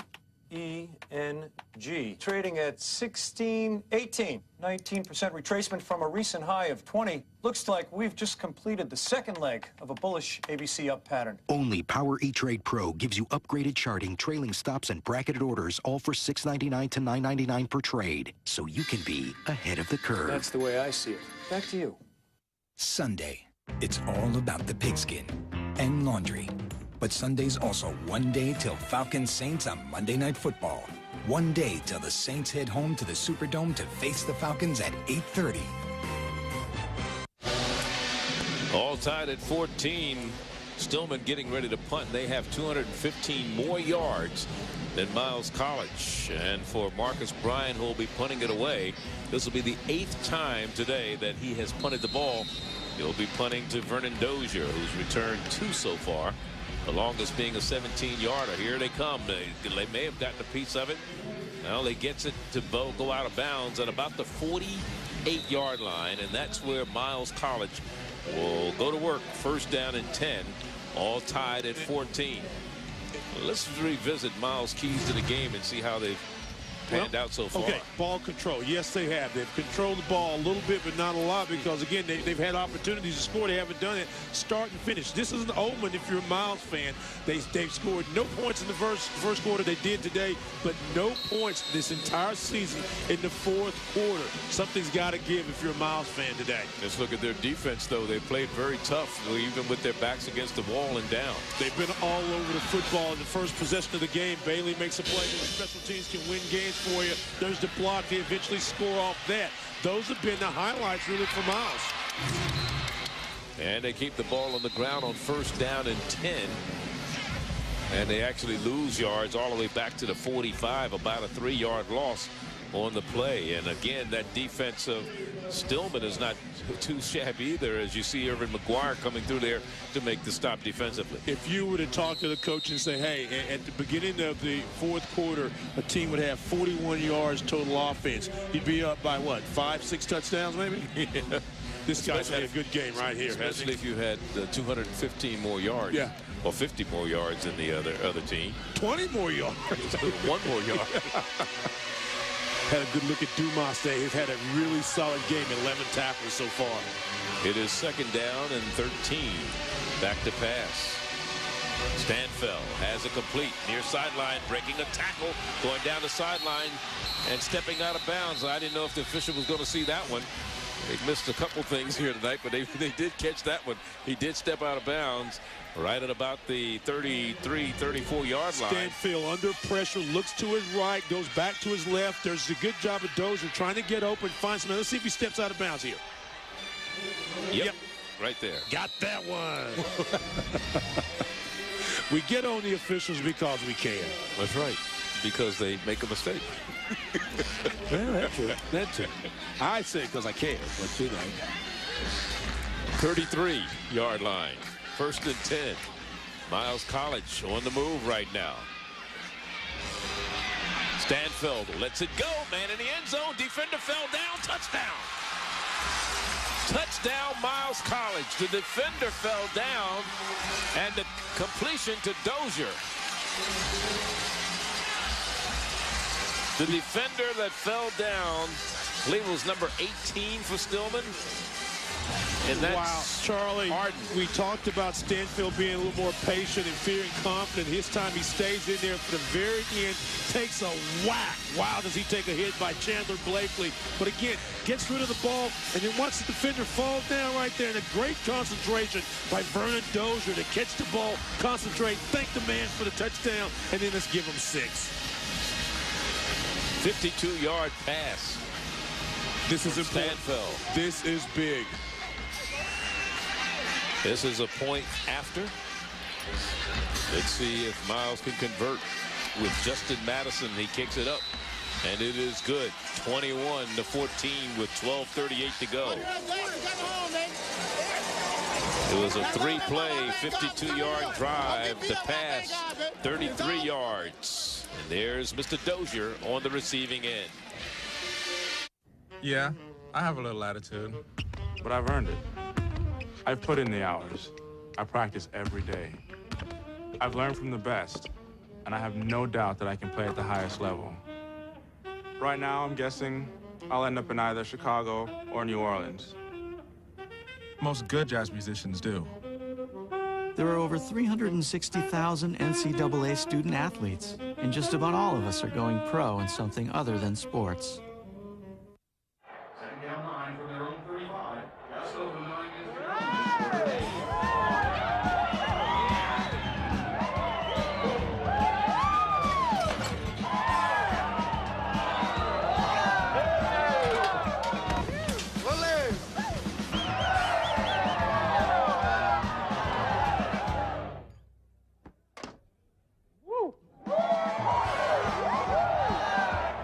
Wild Wings. You have to be here.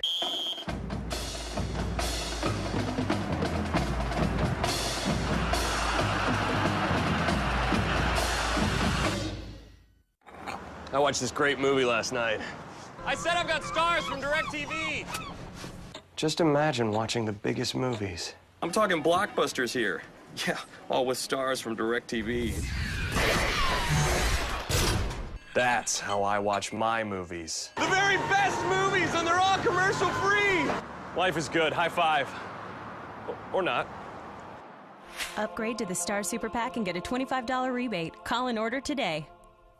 He's got nothing but open field ahead of him. You spent all Sunday watching games on the tube. Spent all Sunday watching games on the tube. But you missed 85 and there was nothing you could do.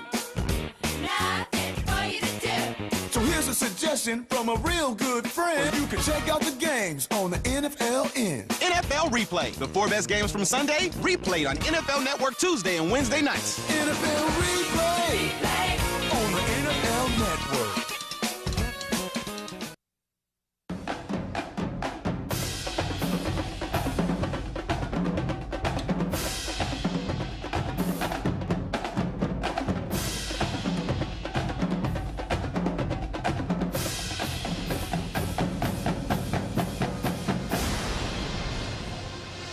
(21-14). Harden fell down. Dozier with his first touchdown reception of the season, his second catch of the night, first collegiate touchdown for the senior who didn't play a year ago because of some academic problems, and he came up big that time thanks to the slippery cleats of Mr. Harden. And then the kicker falls down on the kickoff this time and is picked up by one of the up men for Stillman College, trying to return it down the field.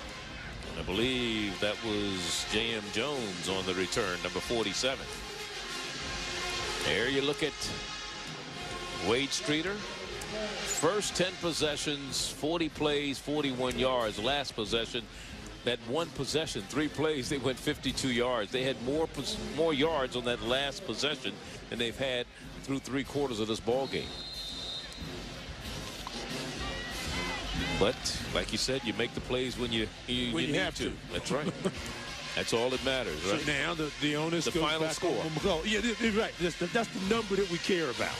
41-yard line for Stillman, their own 41, trailing by a touchdown.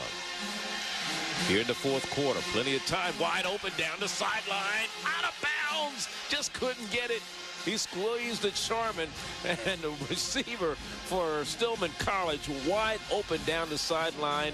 That's Kenneth Brown. And it was there all afternoon. Again, we told you about the strong arm. You get a chance to see it right there. Just lifts the ball. Now, again, you see, it just holds up a little bit, but it didn't matter. It would have been out of bounds anyway. But that's that shows you the ability of McCollum to throw the football just off target. Yeah, if he throws it back a little bit upfield, that's, if he sees him sooner and can get it up the field, that's a touchdown. Kenneth Brown is still running. Yeah. It is 2nd and 10. Again, under pressure. Escapes, gets it out to Philip Bryant. Bryant makes a move, and Bryant has a first down to the 42 of Miles College. Philip Bryant, the tight end. McCollum showed great patience that time. He could have run the ball, but would not have picked up as many yards as he did. Jordan Bryant on the outlet there. See, thinks about it that time. Sees Bryant in the flats. Nice pass, and then a big pickup after the reception. That's only the 2nd catch tonight for Philip Bryant, the junior or senior from Akron, Alabama. Preseason 2nd team all-conference, who has a touchdown, a 15-yarder in this game from McCollum. So it'll bring up a 1st and 10 now. And now a timeout's being called by Miles College. This is their first timeout they've used, so each team has 2 timeouts remaining. ESPNU Inside the Polls, presented by Conoco, breaks down the new college football polls. And it comes your way each Monday at 6 p.m. Eastern with Mike Hall, Mike Gottfried, and Todd McShay, looking back at the week that was and a look ahead to the big matchups in college football. It's called ESPNU Inside the Polls, presented by Conoco, and it comes your way each Monday evening at 6 p.m. Eastern. For more information, log on to ESPN.com. Along with Stan Luter, Charlie Deal here at Legion Field in Birmingham, Alabama. This was also the site of the SWAC-MEAC Challenge that was played back on Labor Day weekend. They'll be playing the Magic City Classic here, Alabama State, Alabama A&M here in late October, and then the SWAC Championship will come your way from this field in November. So a lot of action in Legion Field from HBCU schools. Let's look at the ESPNU All-State Top 10 with Ohio State still holding on to that top spot. And anybody in there that disappoint you? Only lost by Yeah, I got a problem with that. They lost. I know we're in Alabama, but why we got Auburn ahead of my Trojans? I got a problem with that. USC, you know, championship game the last 3 years, 2 national championships, should have won a 3rd one. And then number 2, number 3, it'd be number 2. All right, we'll see. Here's a pass in the middle of the field, and it's caught down inside the 20 to about the 16-yard line. Great reception downfield, and coming up with it, big number 83 for Stillman, Gilbro Davies. Haven't called that name, but again, a rocket of an arm pass right on the money. Another little seam route. They've had success with that early in the ball game, throwing to the tight end. Good catch. Good movement of the chains. Davies goes off the field. Gabriel Davies with his first catch. Hasn't been in a lot of action, but he came up with a big catch that time. 11:25 to go. What was a defensive battle is now we've seen some offense being generated by both of these teams now. 1st and 10 for Stillman College. McCullum rolling to his left. Here's a quarterback keeper designed all the way for him to keep the ball, and he's dropped after about a 2-yard gain down to about the 13-yard line. And he congratulates Nassim, who made a big stop there, number 94. He says, hey, good job, big fella. I thought I had you. Nassim, the transfer from Rock Valley Junior College, said, nah, you ain't got me, man. Come on now. Here's a young man who led the team in tackles a year ago for 80 tackles, 7 behind the line of scrimmage, had 3 sacks, and then also picked off a pass. Had a really good game against Fort Valley a couple weeks ago where he had 6 tackles, 4 of them unassisted. So he all preseason, all SIAC performer. 3 wide to the right. 2nd down. Looking to the right. Throws in the middle. Touchdown, no. Intercepted. This one is being picked off for the 2nd time today. Jesse Bailey comes up the field with an INT. It looked like it was a touchdown, and then somehow Jesse Bailey wound up with the ball. Charlie, you talk about how a game can change. You're looking at 6 points for Stillman and a possible tie at a ball game, and Miles comes up with a great defensive play. We told you they had success seeing somebody right across the middle on the seam route. That ball should have been caught. Gabriel Davies had a catch a moment ago, doesn't get it. And there's my man Bailey in the right place at the right time, and it looked like he was, little stiff arm, like the old school football. Stiff arm and takes it to the 45-yard line. Miles, the defense steps up one more time. And they start at the Stillman 45-yard line. They had driven all the way down. That is Miles in great field position.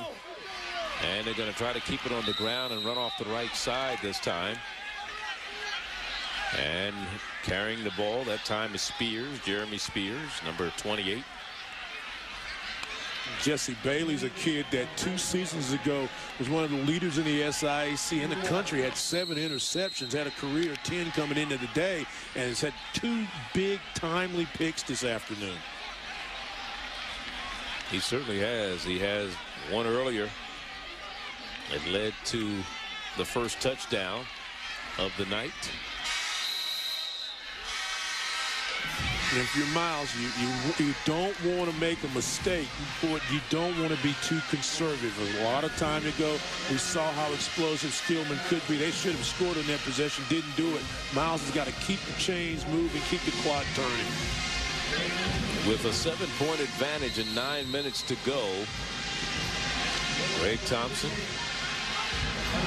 trying to get his team defensively, get that ball back. Just a mistake there that looked like it should have been a 6-pointer there for Stillman College.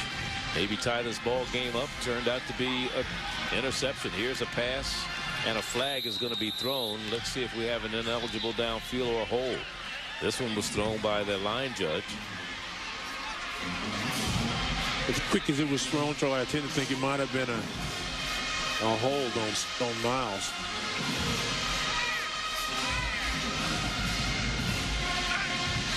Our referee, Trennis Livingston, has been a busy man this evening.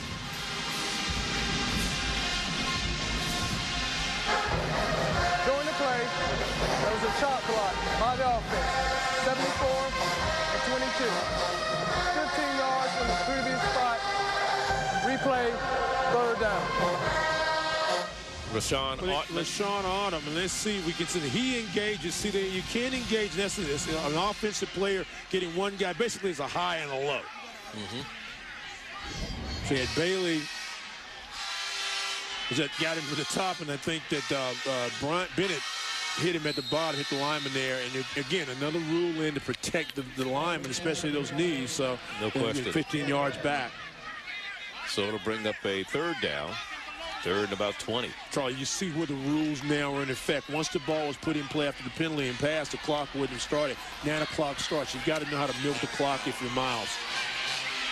Pressure on the quarterback, and he throws that one in the ground. The closest receiver to it was Derek Hector, and that was way short. So they'll bring up a fourth down punting situation.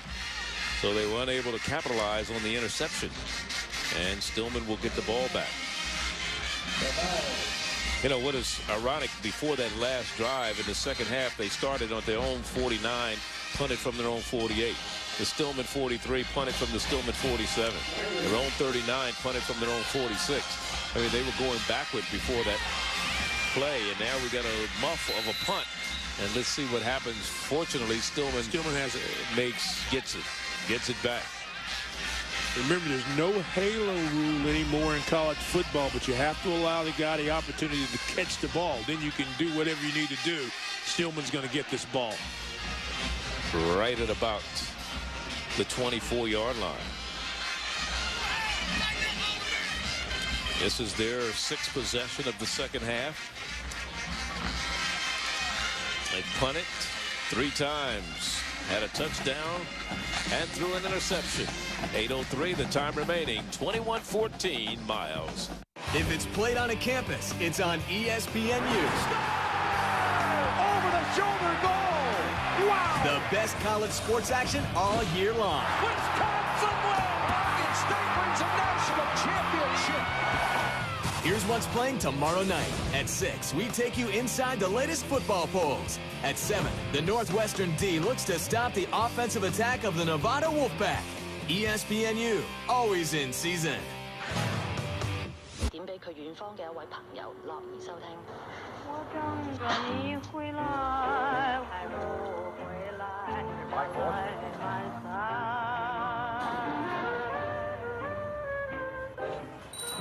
92,000 are here at the Coliseum as two of the biggest rivals in college football, Notre Dame and USC, on a perfect football afternoon. All right, let's see what happens.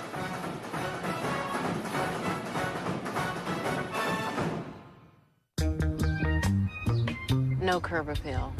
Hate the color. Oh, honey, this is it. What you got there is an infestation. A lot of life happens in your car. Conoco, Phillips 66 and 76 quality Pro Clean gasolines help clean your engine as you drive. The paint wasn't so bad. So you can focus on more important things. Conoco, Phillips 66 and 76. Life happens between empty and full. No. It's too small. Autoclaustrophobia. It affects more people than you think. Oh! But there's hope on the horizon, and it's called the Nissan Versa. Versa provides relief with best-in-class rear seat legroom. Versa keeps you going for over 400 miles on just one tank. Versa will save the world from autoclaustrophobia, one driver at a time. Ask your Nissan dealer if Versa is right for you. It's right for me. 21-14 with 8:03 the time remaining, in the defense of Miles College in the huddle. Living dangerous. You see Deontay Hurd gives him the fair catch signal and just loses concentration for a second. Ball goes through. Hurd, I think, is the one that recovers the football, but a very lucky break right there. See, ball just skips away from it. Justin Madison is trying to say, hey, I'm not going to touch him and give us a room. If he's aware, if he's got his hands down, he recovers that. Certainly does. And here's a pass. Hurd making a move on the outside is Marcus Bryant. Bryant run out of bounds. Finally by Jesse Bailey, but not before he picks up the first down across the 40 to about the 43-yard line. Like that call. And that wide receivers coach Kwame Lee is really happy about that. The little inside screen. Try to get your athletes out in space and let them make a play. Nice catch and run by Marcus Bryant. 7:42 remaining. Runs out of bounds. That stops the clock after the 18-yard run and catch by Marcus Bryant. He had a 62-yarder earlier this year. He had 2 touchdown receptions against Concordia earlier this season. Here's a pass out of the flat and a little bit behind the running back. Just hurried that throw as Quinn Porter had to twist his body all the way around to try to make that catch. And I'll tell you, McCullum's giving him the country. Sometimes in McCullum's release, he drops the shoulder. Let's see if he does that this time. And the ball says, see how he kind of throws it off his back foot, and his body and his weight aren't moving. And whether, you know, the pass should have been caught or not, you've got to kind of get your shoulders square if you're a quarterback. That ball sailed a little bit on him, but it should have been caught. Should have been caught. Should have been caught. But I understand maybe sometimes why some of them aren't caught. 2nd and 10. The frustration, you saw it on his face. Here comes the blitz. Under pressure, sets his body, shoulders, throws, has a receiver out there, and it's just a little bit too much that time for Kenneth Brown. The defense was relentless with Jasmine Nassim applying the pressure. On the roll, you get a little pressure there. You see, then watch him this time. He gets his shoulder square, really gets out. There's pressure there, knocks him down to the ground. Good coverage on the other end. Double team, throwing the double coverage. And you see the deflection by Miles. 3rd down. 3rd and 10. And now you're thinking if you're a Stillman player or fan, it's how many possessions will you get? You're almost in 7.5 minutes. You've got some timeouts left, but you really need to do something on this 3rd down. Back to pass. Incomplete. This one on the near side. Darren Clark was the intended receiver. You know, one of the things that Coach Greg Thompson had talked about in dealing with Charles McCollum was he had to talk him and coach him out of running, because sometimes he had happy feet and he wouldn't sit there in the pocket and wait for the receivers to get open. But, you know, he's done a pretty good job. Came into today's game with over 2,000 career passing yards, 16 touchdowns, and just 5 interceptions. He threw one today. You know, when you look at some of the people that he's around, or in terms of the Stillman program, Tyron Green, who's a career passing leader with 5,000 yards after we get this punt, and it takes a Stillman bounce inside the 25 to about the 23-yard line. Well, the thing I really like about McCollum, Charlie, is he's only a junior, so he's got time to really mature and become a great quarterback. And he came into this ball game having thrown for 200 yards in all 3 football games. So this is a guy that's got some ability, got some talent. It's just a matter of continuing to work hard, and get better every day, and let Coach Thompson and his outstanding staff coach him up, as they say. You know, one of the things that I got a chance to talk to Charles McCollum, and I asked him, I said, you know, of all the quarterbacks out there, who's your hero? You think you would say somebody like Dante Culpepper or Michael Vick or something like that? He spoke of a young man named Darrell Hackney, a young man he played behind in high school up at Fred Douglass High in Atlanta. And there we go. Running the ball, Stillman on the defensive side. And the young man he was talking about became University of Alabama Birmingham's all-time leading passer. Wound up signing as a free agent with the Browns, was released by the Cleveland Browns before the season started. But that's the guy he looked up to. Well, certainly that's a good guy. I mean, he did some things when you're a backup quarterback in high school you can learn, and that's a tribute to not only him but also Hackney and what he was able to do in his career, high school and college. Again, into the secondary, a spin move, and finally down is Jeremy Spears up to the 40 and a 1st down for Miles College before McCoy made the stop defensively. And you may be seeing the effects of this offensive line. We told you the Miles line goes about 360 pounds, and this Stillman team has been on the field a long time, but just a good hole right there. Great penetration, gets to the 2nd level, misses a tackle there. Spears still turning, and a change move, get a 1st down, keep that clock rolling. And we said that the story of Miles so far this year, Stan, has been they've made some big plays at critical times, and it's evident tonight. And here's another big run around the right side, this time by Moncourt, who's close to another 1st down, about a yard shy.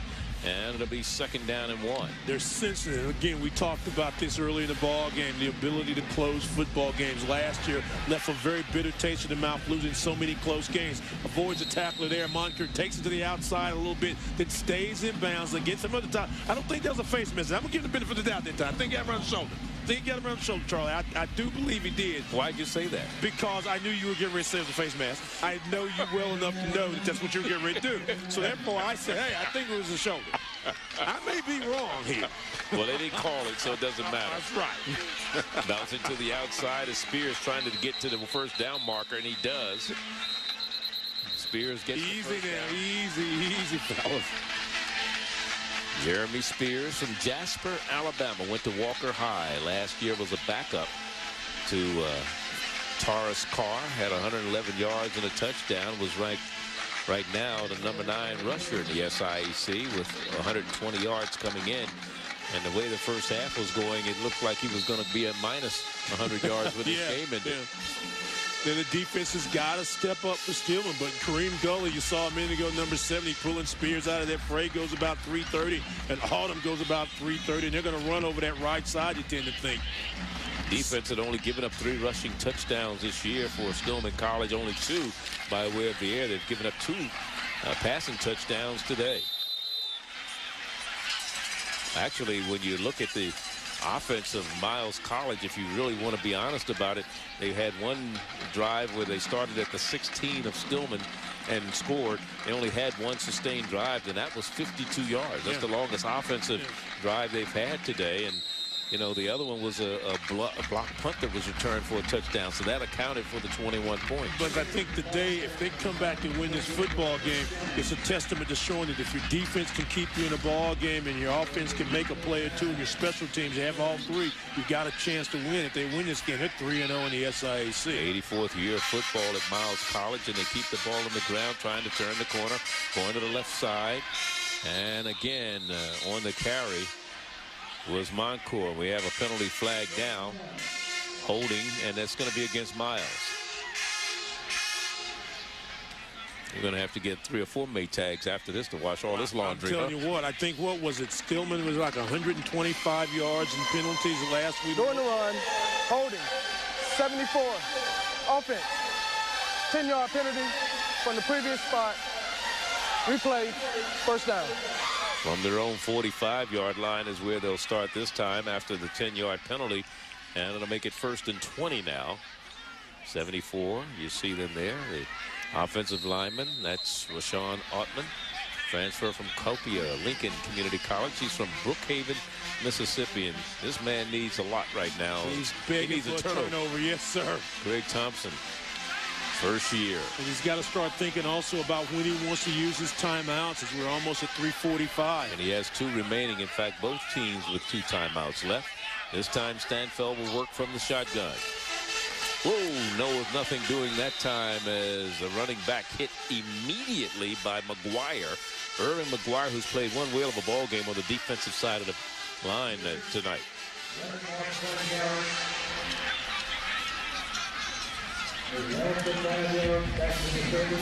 So it'll be a loss of about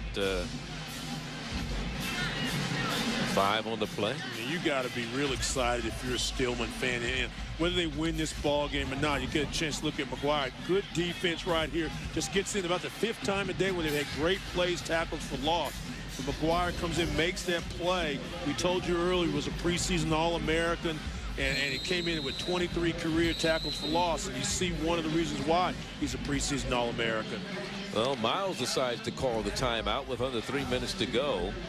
And they're facing a 2nd and 25 from the 40-yard line. The ball, personnel. Yeah, their own 40. They have to get all the way down to the 35-yard line of Stillman College in order to pick up the first down. So Wade Streeter decides to talk things over. Again, Miles will take on Albany State next week.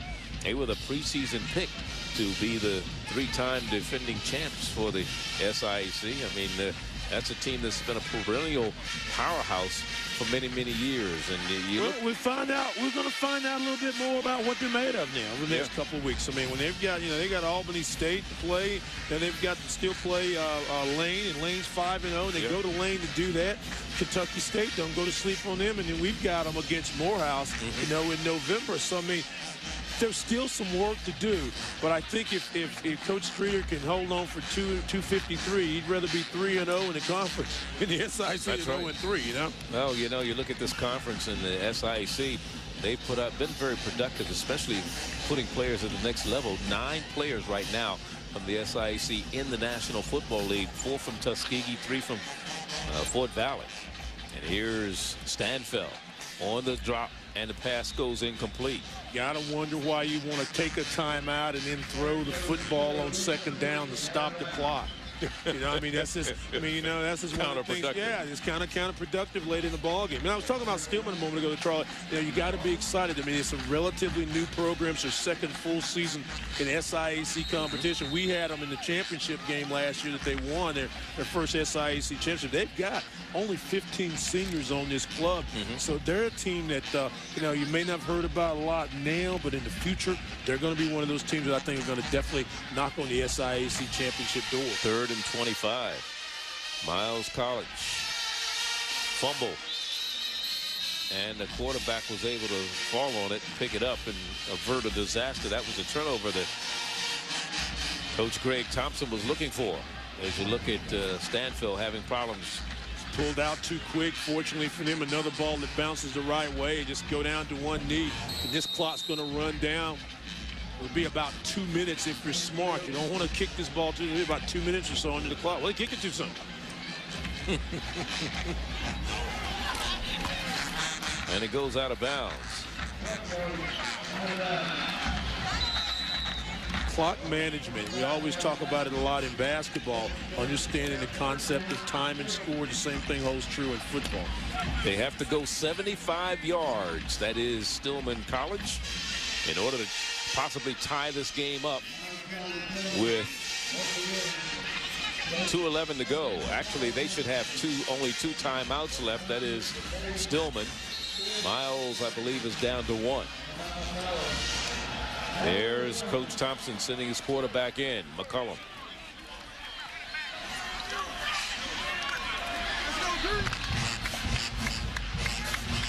First down and 10. Let's see what kind of game plan they've come up with. Ball to the out. You use the curling flats, try to get the ball out of bounds, move the chains, use the clock. That's an incompletion on the far sideline, and that was a good hit on the receiver. Wow. While we got a minute, I just want to say congratulations to a young man named David Ball up in New Hampshire, who yesterday tied Jerry Rice's record for touchdown receptions in a career. And I had a chance to see most of those 50 touchdowns that Jerry Rice caught when he was playing in Mississippi Valley. And so David Ball must be quite a receiver. Yeah. They knocked off Northwestern about 2 weeks ago. And, I mean, he had a couple touchdowns in that ball game. And you got to congratulate him. But, wow, think about that. See how long that record stood. Yes. Over 25 years, Jerry Rice and Willie Todd. Wow. I didn't tell anybody I was 2 when I was doing those games. I was about to ask you how you saw them all. What were you doing watching them all? I'm going to let it go. And a sack of the quarterback. And the defensive player looks like he may have pulled something in going down.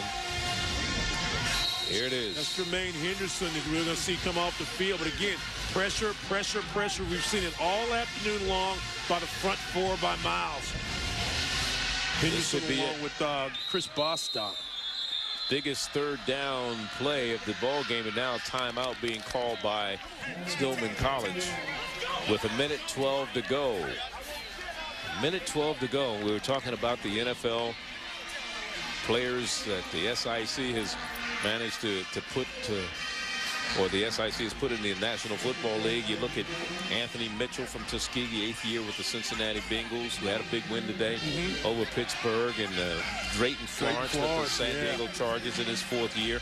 Frank Walker, defensive back from Tuskegee from the New York Giants, and the Green Bay has Calvin Russell from Tuskegee, a rookie who's on the on the practice squad. And Fort Valley has 3, and Tyrone Poole, he's been around 12 years. Nick Harper, 6 years with the Colts, and Derek Wimbush in his 2nd year with Jackson State. Doing a great job with Jacksonville. And don't forget John David Washington. Jacksonville, right. Yeah, Jacksonville. And then John David Washington's on the practice squad with the St. Louis Rams. And Dante Curry, 6-year man, linebacker from Morris Brown, who's with Detroit. He was coached by Greg Thompson when he was there. Don't forget, coming up, of course, this is what they're playing for, the Steel City Classic of Steel Cross there. And while we got a second, thank everybody here in Birmingham and at Legion Field and both SIDs for an outstanding job helping us get prepared. And the people here have been so great. The weather held up just like I asked them to. And it's been a perfect evening for football. I just want to thank everybody for it. Big 3rd down play for Stillman College. Could be the last one of the game if they don't convert. Pressure coming from the backside, and the quarterback is hit and is knocked out of bounds. And the ball goes out of bounds. And the pressure from Miles College being applied by Gillian Hayden, number 97 there. It's not really keep calling different defensive linemen for Miles. They keep coming at you. Hayden that time just comes up there and puts pressure. Again, the pressure by the front 4, but then the great coverage by the defensive backs, not allowing the McCone to throw the ball anywhere. And then we're 4th down and a whole lot. And here it is. 4th and 20. The ball game is right here. They have to get to the 36-yard line in order to get a 1st down. And you've got to, if you're a receiver, you've got to know where the chains are and get the yardage. Don't run a 10-yard route and expect to be able to pick up the 10 after catch. You got to take the route deep and come back to it. But they don't have to throw it in the end zone either. No. Has a man open, overthrown, incomplete. That's the ball game. Wow. And Kenneth Brown was the man. He tried to get it in his hands, and as we had one dropped earlier on a deep pass that should have been a touchdown for Stillman College. Kenneth Brown just couldn't locate that ball. Stillman will sit back, and fortunately it's not a long ride home for him. But you know, you think back to last week, they had Albany State, had a chance to win that ball game, missed some passes, lose 14-7. Today they've had opportunities over 120 yards and penalties, had some opportunities to score and did not take advantage. And you got to give Miles credit. They did what they had to do when you have to do it. And that's what winners are about. From the 19, Stillman takes a knee. Miles still has a timeout remaining. Both teams have one timeout remaining, but the clock continues to run. And now Stillman is going to use its last timeout. Again, Stillman will, as you look at Bailey, who had a pair of interceptions today. Got to be probably the MVP of the ball game. But there's so many other guys for this Miles defense you could give it to. But I think Bailey would probably be the obvious choice. I thought they all did a very good job down there. Parnell and Nassim and Slater and Grant Bennett, Mason Bailey, Levitt. You know, you name them. They played a pretty good game considering their offense wasn't very productive. No. Now we're talking about the Stillman team. Next week they'll take on Lane College, a team that will be 5-0. They'll be facing a 5-0 team, a team that's turned around its fortunes with the Cole down there. They've done a pretty good job. Easy now. We've had an interesting ball game. Let's don't mess it up in the last 30 seconds. Kareem Gully, big 330-pound. Why would you mess with him? I mean, you know what I mean? How frustrated you are. Why would you mess with him? Of all people, right? You know, 6'6", 330 pounds. Come on now. Nice win for Miles today. A big win for Miles College because it keeps them in the hunt. You know, and they're 3-0 in conference play. Right at the top of the ladder when they'll play Albany State and Lane College. 21-14 in what was a defensive battle for most part. And Jesse Bailey, the defender, with a pair of interceptions. The first one set up the first touchdown. A pair of touchdown passes by both quarterbacks. McCullum 15 yards to Bryant.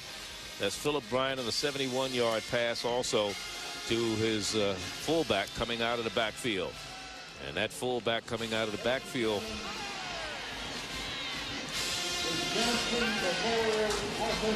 was Harris, Mr. Harris. So Stan, your thoughts?